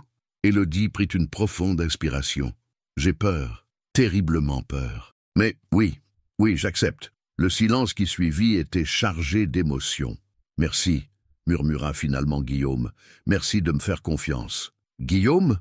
Oui ? Promettez-moi quelque chose. Si, à un moment de la soirée, vous regrettez votre décision, si vous vous rendez compte que j'ai eu raison de m'inquiéter, promettez-moi de me le dire. » Élodie, c'est impossible. Promettez-le-moi quand même. D'accord. Mais en échange, promettez-moi de me faire confiance. Promettez-moi de croire que vous méritez d'être aimé et respecté, peu importe ce que diront les autres. Élodie sentit les larmes lui monter aux yeux. J'essaierai. C'est tout ce que je demande. Après avoir raccroché, Élodie regarda la robe suspendue dans sa petite armoire. Dans 3 jours, elle entrerait dans un monde qu'elle n'avait fait qu'entrevoir, au bras de l'homme qui avait bouleversé sa vie. Elle pensait à Louis, qui devait trépigner d'impatience avec sa belle cravate. Elle pensait à Guillaume, qui risquait sa réputation pour elle. Elle pensait à Madame Bernache, qui croyait en elle plus qu'elle-même. Pour la première fois depuis l'article, Élodie se permit d'espérer que tout était peut-être encore possible. Le samedi arriva plus vite qu'elle ne l'avait imaginé. Dans quelques heures, elle saurait si l'amour pouvait vraiment triompher des préjugés ou si elle n'était qu'une romantique naïve qui s'apprêtait à vivre le plus grand humiliation de sa vie. Madame Bernache, qui supervisait les préparatifs avec l'efficacité d'un général d'armée, la trouva assise devant sa fenêtre, perdue dans ses pensées. Alors, ma belle, prête pour la bataille, Élodie se tourna vers elle, un sourire tremblant aux lèvres. Autant qu'on puisse l'être, je suppose. C'est déjà ça. Madame Bernache lui prit les mains. N'oublie jamais qui tu es, Élodie Martin. Tu es une femme bien, généreuse, courageuse. Et si ces gens-là ne le voient pas, c'est qu'ils sont aveugles. Et si Guillaume se rend compte qu'il a fait une erreur, alors c'est lui qui aura fait la plus grosse erreur de sa vie. Mais ça n'arrivera pas. Cet homme-là t'aime pour de vrai, ma petite. Ça se voit comme le nez au milieu de la figure. Le soir tombait sur Lyon. Dans quelques heures, Élodie Martin, ancienne vaccinière du centre commercial Étoile, ferait son entrée dans le monde de Guillaume Duret. Pour le meilleur ou pour le pire, l'hôtel de ville de Lyon resplendissait de 1000 feux ce samedi soir. Les invités du bal de la fondation Duret arrivaient un à un dans leurs plus belles tenues, descendant de leurs voitures de luxe sous l'œil des photographes et des curieux massés derrière les barrières. L'événement annuel était devenu l'un des rendez-vous mondains les plus attendus de la région, mélangeant aristocratie locale, hommes d'affaires influents et quelques célébrités de passage. Dans la BMW de Guillaume, Élodie tentait de calmer les battements affolés de son cœur. Sa robe bleu nuit, parfaitement ajustée, lui donnait une élégance naturelle qu'elle ne se reconnaissait pas. Madame Bernache avait insisté pour qu'une coiffeuse vienne à domicile. Ses cheveux châtains étaient relevés en un chignon sophistiqué qui dégageait son cou gracile et mettait en valeur les petites boucles d'oreilles en perles que la vieille dame lui avait prêtées. « Ah, vous êtes magnifique !» murmura Guillaume en lui prenant la main. Il était d'une élégance parfaite dans son smoking noir, mais Élodie percevait sa nervosité dans la façon dont il tapotait doucement le volant. « Et vous ? Vous êtes sûre ?» demanda-t-elle pour la énième fois. Guillaume se tourna vers elle, la regardant droit dans les yeux. « Élodie, j'ai passé 2 ans à faire semblant de vivre. Depuis que je vous connais, j'ai redécouvert ce que c'était qu'être heureux. Alors oui, je suis sûre. » Sur la banquette arrière, Louis, impeccable dans son petit costume, avec sa cravate rouge vif, bondissait d'excitation. « Élodie, tu es belle comme une princesse. Pas une princesse de château, une princesse de cœur. » Cette remarque innocente fit sourire Élodie, malgré son stress. L'amour inconditionnel de cet enfant lui donnait une force qu'elle n'avait pas soupçonnée. Quand leur voiture s'arrêta devant le perron de l'hôtel de ville, Élodie aperçut les flashs des photographes et sentit sa gorge se serrer. Guillaume contourna la voiture et lui ouvrit la portière avec la galanterie d'un autre temps. « Prête ?» demanda-t-il en lui tendant le bras. Élodie inspira profondément, se redressa et posa sa main sur son bras. « Prête !» Leur apparition suscita un murmure dans la foule. Les journalistes se précipitèrent, les flashs crépitèrent, et Élodie entendit distinctement quelqu'un chuchoter « C'est elle, la fameuse vaccinière !» Guillaume, imperturbable, avança vers l'entrée en saluant poliment les photographes. « Messieurs, dames, voici Élodie Martin, ma cavalière pour cette soirée. » Sa voix était claire, assurée, et il prononça le nom d'Élodie avec une fierté qui ne pouvait échapper à personne. Louis, de l'autre côté de sa princesse de cœur, rayonnait de bonheur. À l'intérieur, l'atmosphère était encore plus intimidante. Les salons de l'hôtel de ville avaient été transformés en un décor féerique, avec des compositions florales somptueuses et un éclairage tamisé qui mettait en valeur les dorures historiques. Les invités, en smoking et robe de soirée, évoluaient avec l'aisance de ceux qui étaient nés dans ce monde. Les regards se tournèrent immédiatement vers eux. Élodie perçut des chuchotements, des sourcils levés, des sourires en coin. Mais elle perçut aussi autre chose, dans les yeux de certaines femmes, une curiosité bienveillante, presque admirative. Chez quelques hommes, un respect nouveau pour Guillaume, qui osait défier les conventions. « Guillaume !» Une voix chaleureuse les héla. Un homme distingué d'une 60aine d'années s'approcha, accompagné d'une élégante dame aux cheveux argentés. « Pierre, je te présente Élodie Martin. Élodie, voici Pierre Beaumont, un ami de longue date, et son épouse Françoise. » Pierre tendit une main franche à Élodie. « Mademoiselle Martin, enchantée, Guillaume nous a beaucoup parlé de vous. Françoise Beaumont, contre toute attente, embrassa chaleureusement Élodie. Ma chère enfant, quelle joie de vous rencontrer enfin. Pierre et moi, nous sommes ravis de voir Guillaume si épanoui. Cette réaction inattendue redonna confiance à Élodie. Pas tous les gens de ce milieu n'étaient donc des snobs prétentieux, mais tous n'étaient pas aussi bienveillants. Au fil de la soirée, Élodie dut endurer des remarques fielleuses, des questions indiscrètes, des compliments empoisonnés. Une femme lui demanda si elle savait vraiment danser la valse. Un homme s'étonna qu'elle sache si bien tenir une conversation. Une autre femme la complimenta sur sa robe en ajoutant « On ne dirait pas qu'elle vient d'un magasin discount ». Guillaume, qui ne quittait pas Élodie d'une semelle, répondait à chaque pique avec une élégance glaciale qui remettait les importuns à leur place.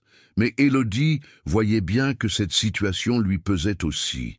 Le moment le plus délicat arriva quand Henri de Malmont, l'actionnaire influent qui avait déjà fait des remarques désobligeantes, s'approcha d'eux avec un sourire carnassier. « Non, Guillaume, et voici donc la fameuse Mademoiselle Martin. » Il prit la main d'Élodie et la porta à ses lèvres avec une galanterie exagérée. « J'espère que vous vous plaisez dans notre petit monde, ma chère. C'est si différent de ce à quoi vous êtes habituée, n'est-ce pas ?» Élodie sentit Guillaume se raidir à côté d'elle, mais elle décida de répondre elle-même. « En effet, monsieur, chez moi, quand on veut dire quelque chose de désobligeant à quelqu'un, on le fait franchement. On ne se cache pas derrière de faux compliments. » Un silence stupéfait accueillit cette réplique. Henri de Malmont rougit violemment, ne s'attendant visiblement pas à ce qu'une simple facsinière lui tienne tête avec autant d'à-propos. « Excusez-nous, Henri, » intervint Guillaume avec un sourire polaire. « Je dois présenter Élodie au maire. » Alors qu'il s'éloignait, Guillaume murmura à l'oreille d'Élodie « Magnifique. Vous venez de clouer le bec au plus grand snob de Lyon. J'espère que ça ne va pas vous causer de problème. Au contraire, ça va m'en éviter. » Henri comprend mieux la force que la politesse. La soirée atteignit son apogée quand l'orchestre entama une valse. Guillaume se tourna vers Élodie et s'inclina avec cérémonie. « M'accorderiez-vous cette danse, mademoiselle Martin ?» Élodie hésita une seconde. Elle ne savait pas danser la valse, et tous les regards étaient braqués sur eux. Mais dans les yeux de Guillaume, elle lut tant d'amour et d'encouragement qu'elle tendit sa main. « Avec plaisir, monsieur Duret. » Sur la piste de danse, entourée par l'élite lyonnaise, Guillaume guida Élodie avec une douceur infinie. Elle se laissa porter par la musique et par ses bras, oubliant progressivement les regards, les chuchotements, les jugements. « Je vous aime », murmura Guillaume pendant qu'il tournoyait. « Moi aussi, je vous aime », répondit Élodie, et pour la première fois de la soirée, elle le pensait sans réserve, sans peur, sans doute. Autour d'eux, les autres couples s'étaient arrêtés de danser pour les regarder. Dans cette valse parfaite, Guillaume et Élodie incarnaient quelque chose de rare et de beau, l'amour véritable, celui qui transcende les différences et fait fi des conventions. Quand la musique s'arrêta, les applaudissements éclatèrent, sincères et chaleureux. Même ceux qui avaient critiqué Élodie en début de soirée semblaient touchés par la grâce de ce moment. C'est alors que Guillaume prit une décision qui surprit tout le monde, y compris Élodie. Il monta sur l'estrade où se trouvait l'orchestre, prit le microphone et demanda le silence. « Mesdames et messieurs, merci d'être venus nombreux pour soutenir notre fondation. Mais ce soir, je voudrais vous parler d'autre chose. » Un silence expectatif s'abattit sur l'assemblée. Élodie, restée au milieu de la piste de danse, sentit son cœur s'affoler. « Il y a quelques semaines, j'ai rencontré une femme exceptionnelle, une femme qui m'a rappelé ce qui compte vraiment dans la vie, la générosité, l'authenticité, l'amour inconditionnel. Cette femme, c'est Élodie Martin. » Les murmures reprirent de plus belle, mais Guillaume continua, imperturbable. « Je sais que certains d'entre vous s'interrogent sur cette relation. Je sais qu'on a écrit des choses blessantes sur elle. Alors je veux être clair, j'aime Élodie Martin, pas malgré ce qu'elle est, mais à cause de ce qu'elle est, et j'ai l'intention de l'épouser. » Le silence qui suivit cette déclaration était assourdissant. Élodie, pétrifiée, regardait Guillaume avec des yeux agrandis par la surprise. Il venait de la demander en mariage, publiquement, devant 300 personnes. Guillaume descendit de l'estrade, marcha vers elle et s'agenouilla au milieu de la piste de danse. De sa poche, il sortit un écrin qu'il ouvrit, révélant une bague simple mais d'une beauté saisissante. « Élodie Martin, voulez-vous m'épouser ?» Les larmes aux yeux, consciente que 300 pères dieux étaient rivés sur elle, Élodie regarda cet homme qui venait de risquer sa réputation, ses relations, peut-être même ses affaires, pour lui prouver son amour. « Oui », murmura-t-elle d'abord, puis plus fort. « Oui, Guillaume, je veux vous épouser. » L'explosion de joie qui suivit résonna dans tout l'hôtel de ville. Louis se précipita vers eux et les enlaça tous les deux. Les applaudissements crépitèrent, les bravos fusèrent, et même Henri de Malmont applaudissait du bout des doigts. Dans cette apothéose, Guillaume et Élodie s'embrassèrent pour la première fois devant tout Lyon, scellant leur amour d'une façon que personne ne pourrait plus jamais remettre en question. Les semaines qui suivirent la demande en mariage public de Guillaume furent un tourbillon d'émotions contradictoires. La presse, qui s'était acharnée sur Élodie, changea subitement de ton. L'histoire de la Cendrillon lyonnaise devint un conte de fées moderne que les médias se disputaient. Les mêmes journalistes qui avaient craché leur venin quelques jours plus tôt réclamaient maintenant des interviews exclusives avec le couple de l'année. « Regardez ça », dit Madame Bernache en étalant les journaux sur la table de la cuisine d'Élodie. « Un amour qui transcende les classes. Guillaume Duret et sa fiancée, quand l'amour vrai triomphe des préjugés. Ils ont la mémoire courte, c'est vautours. » Élodie, qui observait sa bague de fiançailles en sirotant son café matinal, sourit avec amertume. « Ils écrivent ce qui fait vendre, Madame Bernache. Hier, c'était le scandale. Aujourd'hui, c'est le conte de fées. L'important, c'est que tu sois heureuse, ma petite, et que ce Guillaume tienne ses promesses. » C'était bien là le cœur du problème. Élodie était heureuse, profondément heureuse, mais elle découvrait aussi les contraintes de sa nouvelle vie. Guillaume avait insisté pour qu'elle emménage dans sa villa pour préparer notre mariage et permettre à Louis de s'habituer. Mais Élodie se sentait parfois perdue dans cette demeure immense où elle n'osait pas encore se sentir chez elle. Louis, en revanche, était aux anges. L'enfant avait retrouvé sa joie de vivre et bombardait Élodie de questions sur leur future vie de famille. « Élodie, quand tu seras ma maman, est-ce que tu m'aideras toujours pour mes devoirs ? » « Bien sûr, mon chéri, mais je ne remplacerai jamais ta vraie maman. »« Je sais, mais maman, elle est partie loin et elle revient jamais. Toi, tu restes, hein ?» Ces moments d'innocence touchante contrastaient avec les défis que leur nouvelle situation apportait. Au bureau, Guillaume faisait face à des remous inattendus. Certains clients conservateurs avaient exprimé leur réticence. Et Henri de Malmont menait une campagne de déstabilisation discrète mais efficace. « Guillaume, nous devons parler », lui dit un matin Céline Moreau, son assistante, en entrant dans son bureau avec une pile de dossiers. 3 clients importants ont demandé à être reçus par d'autres associés. Et le groupe Fontaine menace de rompre le contrat d'exclusivité pour leurs hôtels de la Côte d'Azur. Guillaume leva les yeux de ses documents, l'air fatigué. « À cause de mon mariage ?»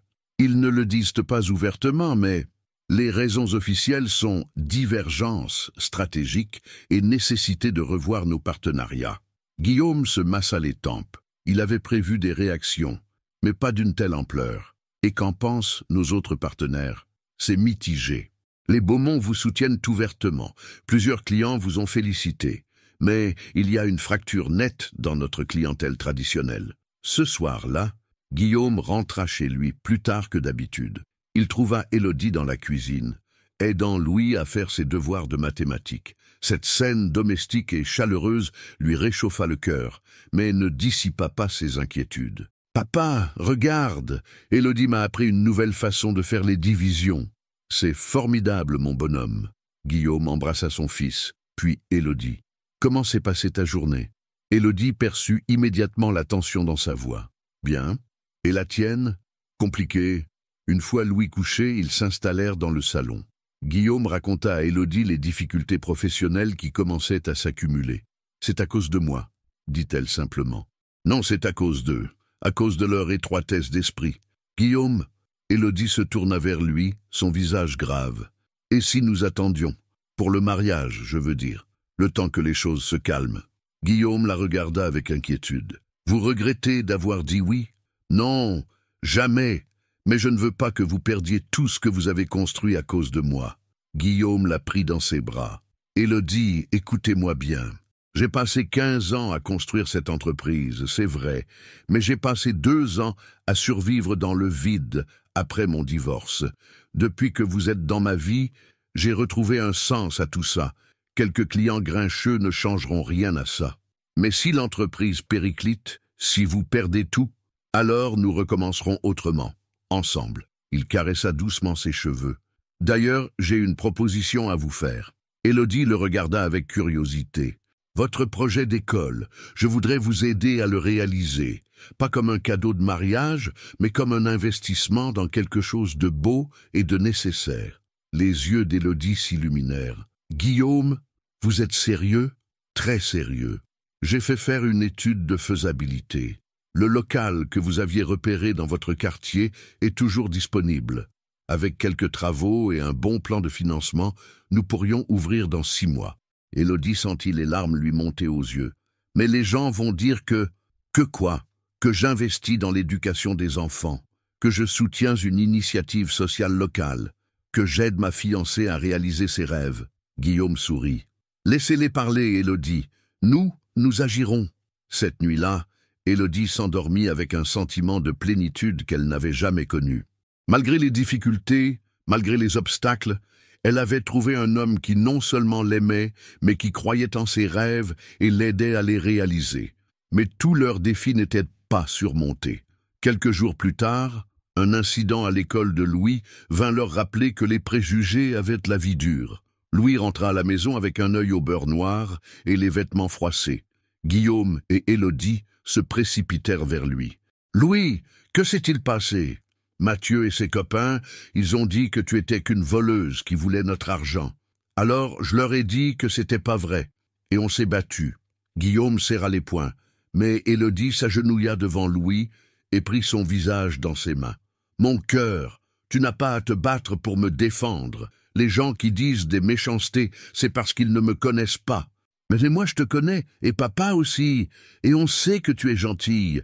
Alors c'est ça qui compte, l'opinion de ceux qui nous aiment vraiment. » Guillaume observait cette scène avec une émotion intense.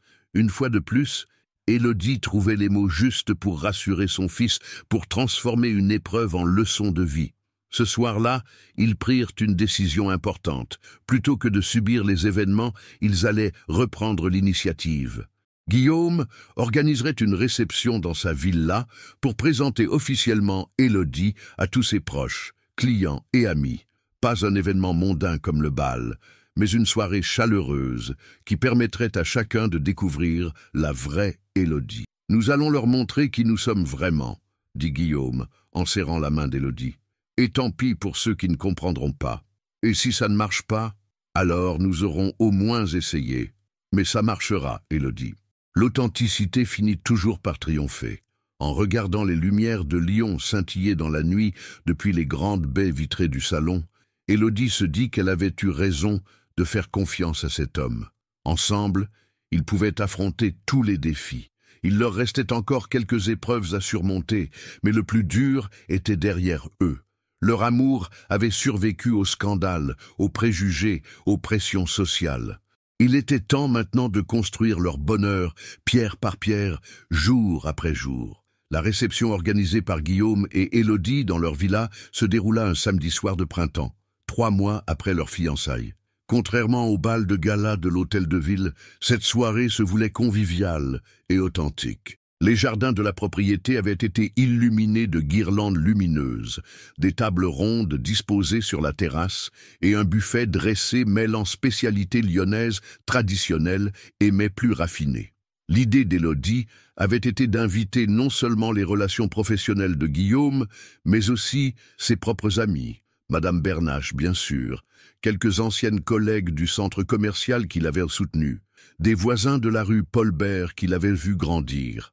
Cette mixité sociale inédite dans l'univers de Guillaume créait une atmosphère particulière, où les barrières habituelles semblaient s'estomper. « Ma petite Élodie !» murmura Madame Bernache en ajustant sa plus belle robe à fleurs. « Regarde-moi ça.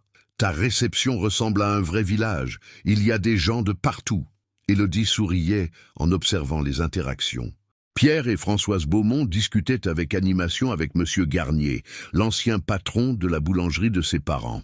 Sandrine, son ex-collègue du centre commercial, racontait des anecdotes à un groupe de clients de Guillaume qui l'écoutaient avec un intérêt amusé. « C'était votre idée ?»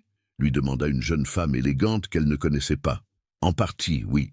Je trouve que les gens se comprennent mieux quand ils se rencontrent vraiment, pas seulement dans des cadres officiels. Je suis Isabelle Moreau, la journaliste du Progrès. » La femme tendit la main avec un sourire franc. « Pas pour un article, rassurez-vous. Je suis ici en tant qu'ami de Guillaume, et je dois dire que votre initiative est rafraîchissante. » Au cours de la soirée, Élodie eut l'occasion de vraiment converser avec les proches de Guillaume. Elle découvrit que beaucoup d'entre eux n'étaient pas les snobs qu'elle avait imaginés. Certains venaient eux-mêmes de milieux modestes et avaient gravi l'échelle sociale. D'autres, nés dans le luxe, exprimaient une sincère admiration pour son parcours et son authenticité. « Élodie !» l'interpella un homme distingué aux tempes grises. « Je suis Charles Fontaine. » « Oui, celui du groupe hôtelier. » Élodie reconnut le nom. C'était l'un des clients qui avait menacé de rompre leur contrat avec Guillaume. « Monsieur Fontaine, je dois vous présenter mes excuses. Et à Guillaume aussi. Mes réticences étaient stupides. Cette soirée me le prouve. Vous avez créé quelque chose de beau ici. Merci, monsieur. Mais Guillaume n'a besoin d'excuses de personne. Il est l'homme le plus intègre que je connaisse. » Charles Fontaine sourit. « Et il a trouvé la femme qu'il méritait.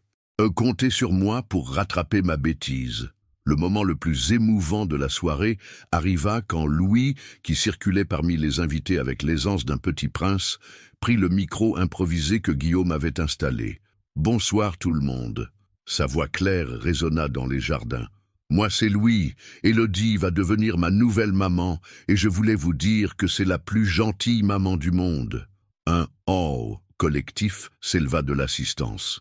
Louis continua, avec ce sérieux touchant des enfants. « Avant, papa et moi, on était tristes. Maintenant, on rit tout le temps. Et Élodie, elle va ouvrir une école pour les enfants qui n'ont pas beaucoup d'argent, parce qu'elle dit que tous les enfants méritent d'apprendre. » Les applaudissements spontanés qui suivirent ce petit discours furent plus chaleureux que tous ceux du bal de gala. Guillaume s'approcha de son fils et le prit dans ses bras. « Merci, mon bonhomme, tu as tout dit. » Plus tard dans la soirée, Guillaume et Élodie firent le tour de leurs invités pour annoncer officiellement la date de leur mariage. Dans 2 mois, une cérémonie simple à la mairie de Lyon, suivie d'une réception dans ces mêmes jardins. « Rien d'ostentatoire, » précisa Élodie. « Juste nos proches, comme ce soir. »« Et après ?» demanda Pierre Beaumont. « Voyage de noces ?» Guillaume et Élodie échangèrent un regard complice. « Après, nous ouvrons l'école du cœur, » dit Guillaume. C'est le nom qu'Élodie a choisi pour sa garderie. « L'école du cœur » répéta Isabelle Moreau intriguée. « Parce que, » expliqua Élodie, « on apprend mieux quand on se sent aimé, et tous les enfants méritent de se sentir aimés, qu'ils viennent de familles riches ou pauvres. » Madame Bernache, qui assistait à cette conversation, essuya discrètement une larme. Sa petite Élodie avait trouvé sa voie et l'homme qui l'aiderait à la suivre. Vers minuit, quand les derniers invités furent partis, Guillaume, Élodie et Louis s'installèrent sur la terrasse pour contempler les étoiles. Le petit garçon s'endormit rapidement entre eux, épuisé par cette soirée riche en émotions. « Je crois que nous avons réussi, » murmura Guillaume en caressant les cheveux de son fils. « Qu'est-ce que nous avons réussi ? À prouver que 2 mondes peuvent se rencontrer. Regardez ce soir, vos amis et les miens ont ri ensemble, parlé ensemble, appris à se connaître. » Élodie se blottit contre lui. « Vous savez ce qui me rend le plus heureuse ? Dites-moi. C'est que Louis ne connaîtra pas les barrières que nous avons dû franchir. Pour lui, c'est normal d'avoir des amis de tous les milieux. C'est ça, le plus beau cadeau que nous pouvons lui faire. » Guillaume la serra plus fort. Dans quelques semaines, il serait marié.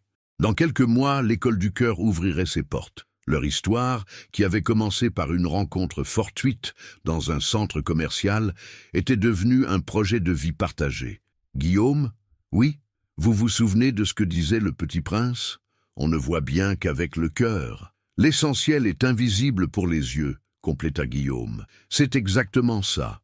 Tout ce qui compte vraiment dans notre histoire, c'est invisible. L'amour, la confiance, l'espoir. Le reste, ce sont juste des détails. Ils restèrent ainsi longtemps, regardant Lion s'endormir à leurs pieds. Demain serait un autre jour, avec ses défis et ses joies. Mais ils l'affronteraient ensemble, unis par un amour qui avait survécu à tous les obstacles. Dans ses bras endormis, Louis souriait, rêvant peut-être de cette famille qu'il avait tant espérée et qui était enfin devenue réalité. Pour lui, désormais, avoir une vaccinière comme maman et un millionnaire comme papa était la chose la plus naturelle du monde. Et au fond, c'était peut-être ça, la plus belle victoire de Guillaume et Élodie. Avoir créé un monde où l'amour était plus fort que les préjugés, où le cœur triomphait des conventions, où une famille se construisait sur l'essentiel plutôt que sur l'apparence. Leur conte de fées ne se terminait pas par « ils vécurent heureux », mais par « ils choisirent d'être heureux », ce qui était infiniment plus beau et plus vrai. 6 mois plus tard, l'ancienne boutique de la rue Paul-Bert avait été entièrement transformée. Là où s'entassaient autrefois des objets poussiéreux dans un magasin d'antiquités, s'épanouissait maintenant un univers coloré et chaleureux. Les murs peints en couleurs pastel accueillaient les dessins des enfants. Des étagères basses débordèrent de livres et de jouets éducatifs. Et dans le jardin arrière, un petit potager permettait aux petits d'apprendre d'où venaient les légumes. Élodie Duret, elle portait désormais le nom de son mari depuis leur mariage 2 mois plus tôt, se tenait devant la porte d'entrée de l'école du cœur, observant avec émerveillement l'effervescence du matin. Une quinzaine d'enfants âgés de 3 à 6 ans arrivaient un à un, accompagnés de leurs parents. Certains venaient du quartier populaire environnant, d'autres de zones plus aisées de Lyon. Tous se mélangeaient naturellement dans la cour, partageant jeux et rires sans distinction d'origine sociale. « Madame Élodie, Madame Élodie !» Une petite fille aux nattes noires courut vers elle. « J'ai apporté des radis de chez grand-mère pour le potager. C'est merveilleux, Leïla. Nous les planterons après la collation. » Guillaume apparut sur le seuil, portant Louis qui gesticulait d'impatience. Même si l'enfant fréquentait toujours son école privée, il passait ses après-midi et ses mercredis à l'école du cœur, ravi de jouer le rôle de grand frère auprès des plus petits. « Ah, papa, dépêche-toi, nous allons être en retard pour l'histoire. » Guillaume posa son fils et embrassa tendrement Élodie. « Comment ça se passe ce matin ?»« Parfaitement. Madame Bernache fait la lecture aux moyens. Julia s'occupe des activités créatives avec les grands. Et moi je vais aider les petits nouveaux à s'adapter. » L'école du cœur fonctionnait selon un concept novateur qu'Élodie avait élaboré avec l'aide d'une pédagogue spécialisée. Plus qu'une simple garderie, c'était un lieu d'éveil et d'apprentissage, où les enfants découvraient ensemble la lecture, les sciences naturelles, l'art et surtout le vivre ensemble. Le principe fondamental était simple. Chaque enfant payait selon les moyens de sa famille, de la gratuité totale pour les plus démunis à un tarif normal pour les familles aisées.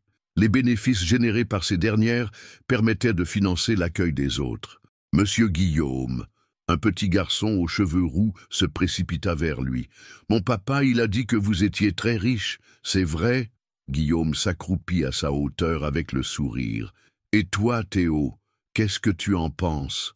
L'enfant réfléchit sérieusement. « Moi, je pense que vous êtes riche en amour, parce que vous avez Élodie et Louis, et nous aussi. » Guillaume et Élodie échangèrent un regard ému. 6 mois plus tôt, ils n'auraient jamais imaginé que leur amour les mènerait à créer ce petit paradis où les différences sociales s'estompaient dans l'innocence de l'enfance. « Allez, les enfants !» appela Madame Bernache depuis la salle principale. « C'est l'heure de l'histoire. Aujourd'hui, nous lisons Le Petit Prince. » Les enfants se précipitèrent vers l'intérieur, suivis par Guillaume et Louis. Élodie resta quelques instants sur le seuil, savourant ce moment de bonheur parfait. « Excusez-moi, vous êtes bien Madame Duret ?» Elle se retourna pour découvrir une femme élégante accompagnée d'un petit garçon timide qui se cachait derrière ses jambes. Élodie Duret, oui, directrice de l'école du cœur. Je suis Vanessa Moreau. J'ai entendu parler de votre établissement par Isabelle, ma sœur. Elle est journaliste au Progrès. Élodie se souvenait d'Isabelle, qu'elle avait rencontrée lors de leur réception. « Bien sûr, que puis-je faire pour vous? J'aimerais inscrire mon fils, Alexandre. » Elle poussa doucement l'enfant devant elle. « Nous traversons une période difficile. Divorce, changement de situation financière. Alexandre a du mal à s'adapter à sa nouvelle école. » Élodie s'agenouilla devant le petit garçon. « Bonjour Alexandre, tu aimes les histoires ?»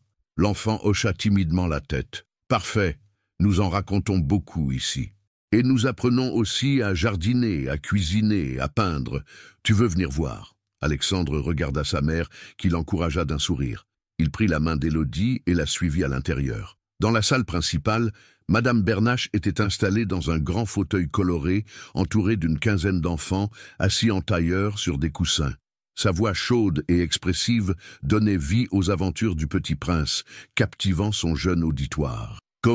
Et le petit prince dit au renard, « Que faut-il faire pour t'apprivoiser ?»« Il faut être très patient, » répondit le renard. « Tu t'assoiras d'abord un peu loin de moi. » Alexandre écouta, fasciné. Bientôt, d'autres enfants l'entourèrent naturellement, lui proposant de partager leurs coussins, lui expliquant les règles de l'école. En l'espace de quelques minutes, il était intégré au groupe comme s'il avait toujours été là. Guillaume, qui observait la scène depuis le fond de la salle, s'approcha d'Élodie. « Un nouveau petit cœur à apprivoiser ?» murmura-t-il. « Le 15e cette année, et probablement pas le dernier. » Ils regardèrent ensemble cette assemblée disparate d'enfants unis par la magie du récit. Louis, fier de son rôle d'aîné, aidait Alexandre à suivre l'histoire en lui montrant les illustrations. Leïla partageait son goûter avec une petite fille nouvellement arrivée. Théo expliquait à voix basse les personnages à un camarade plus jeune. « Vous savez ce qui me rend le plus fier ?» chuchota Élodie. « Dites-moi. » Ces enfants grandissent en apprenant que les différences sont une richesse, pas un obstacle. Ils ne verront jamais le monde comme nous l'avons vu, avec ses barrières et ses préjugés. Nous leur offrons ce que nous aurions aimé avoir, la certitude que l'amour et la générosité sont plus forts que tout le reste. L'histoire se termina sous les applaudissements des enfants. Madame Bernache ferma le livre et sourit à son auditoire. « Et vous, mes petits cœurs, que retenez-vous de cette histoire ? Que l'essentiel, on le voit pas avec les yeux, » s'écria Louis. « Qu'il faut apprivoiser ses amis, » ajouta Leïla. « Que les grandes personnes, elles comprennent pas toujours, » lança Théo, déclenchant les rires. Alexandre, enhardi, leva timidement la main. Que quand on aime quelqu'un, on voit sa beauté même si les autres la voient pas. Madame Bernache lui adressa un sourire radieux. « Exactement, mon petit Alexandre. Et c'est la plus belle leçon de toutes. » En fin de journée, quand les derniers enfants furent repartis avec leurs parents, l'équipe de l'école du cœur se retrouva pour le bilan quotidien. Julia, l'éducatrice spécialisée, Madame Bernache, Guillaume et Élodie s'installèrent autour de la petite table de la cuisine attenante. 15 enfants inscrits de façon permanente, 3 en cours d'inscription, une liste d'attente de 10 familles, résuma Julia. Et des demandes qui arrivent de toute l'agglomération lyonnaise. Il va falloir penser à grandir, observa Guillaume. Pas trop vite, tempéra Élodie. Ce qui fait la force de l'école du cœur, c'est notre taille humaine. Chaque enfant doit pouvoir être connu et aimé individuellement. Sage décision, approuva Madame Bernache. Mieux vaut bien faire avec peu que mal faire avec beaucoup. Alors qu'ils rangèrent la salle, Louis vint se blottir contre Élodie. « Maman Élodie ? » « Oui, mon chéri, tu te souviens, quand tu m'as trouvé près de la fontaine au centre commercial ? » « Bien sûr, comment pourrais-je l'oublier ?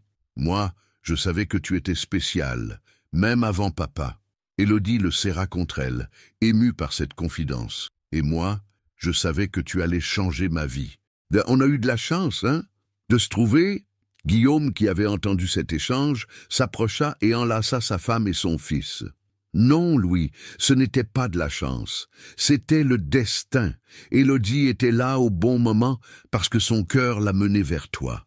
Et toi, tu nous as menés l'un vers l'autre. Dehors, la nuit tombait doucement sur Lyon. Les lumières de la ville scintillaient comme autant de promesses d'histoires à naître. Dans l'école du cœur, une famille s'apprêtait à rentrer chez elle, portant en elle la certitude que l'amour véritable ne connaît pas de frontières. 6 mois plus tôt, Élodie Martin était une vaccinière solitaire qui rêvait d'aider les enfants. Guillaume Duret était un homme d'affaires désabusé qui survivait plus qu'il ne vivait. Louis était un petit garçon en manque d'affection maternelle. Aujourd'hui, ils formaient une famille unie par quelque chose de plus précieux que l'argent ou le statut social. L'amour authentique, celui qui se construit jour après jour, celui qui grandit en donnant, celui qui trouve sa plus belle expression dans le service aux autres.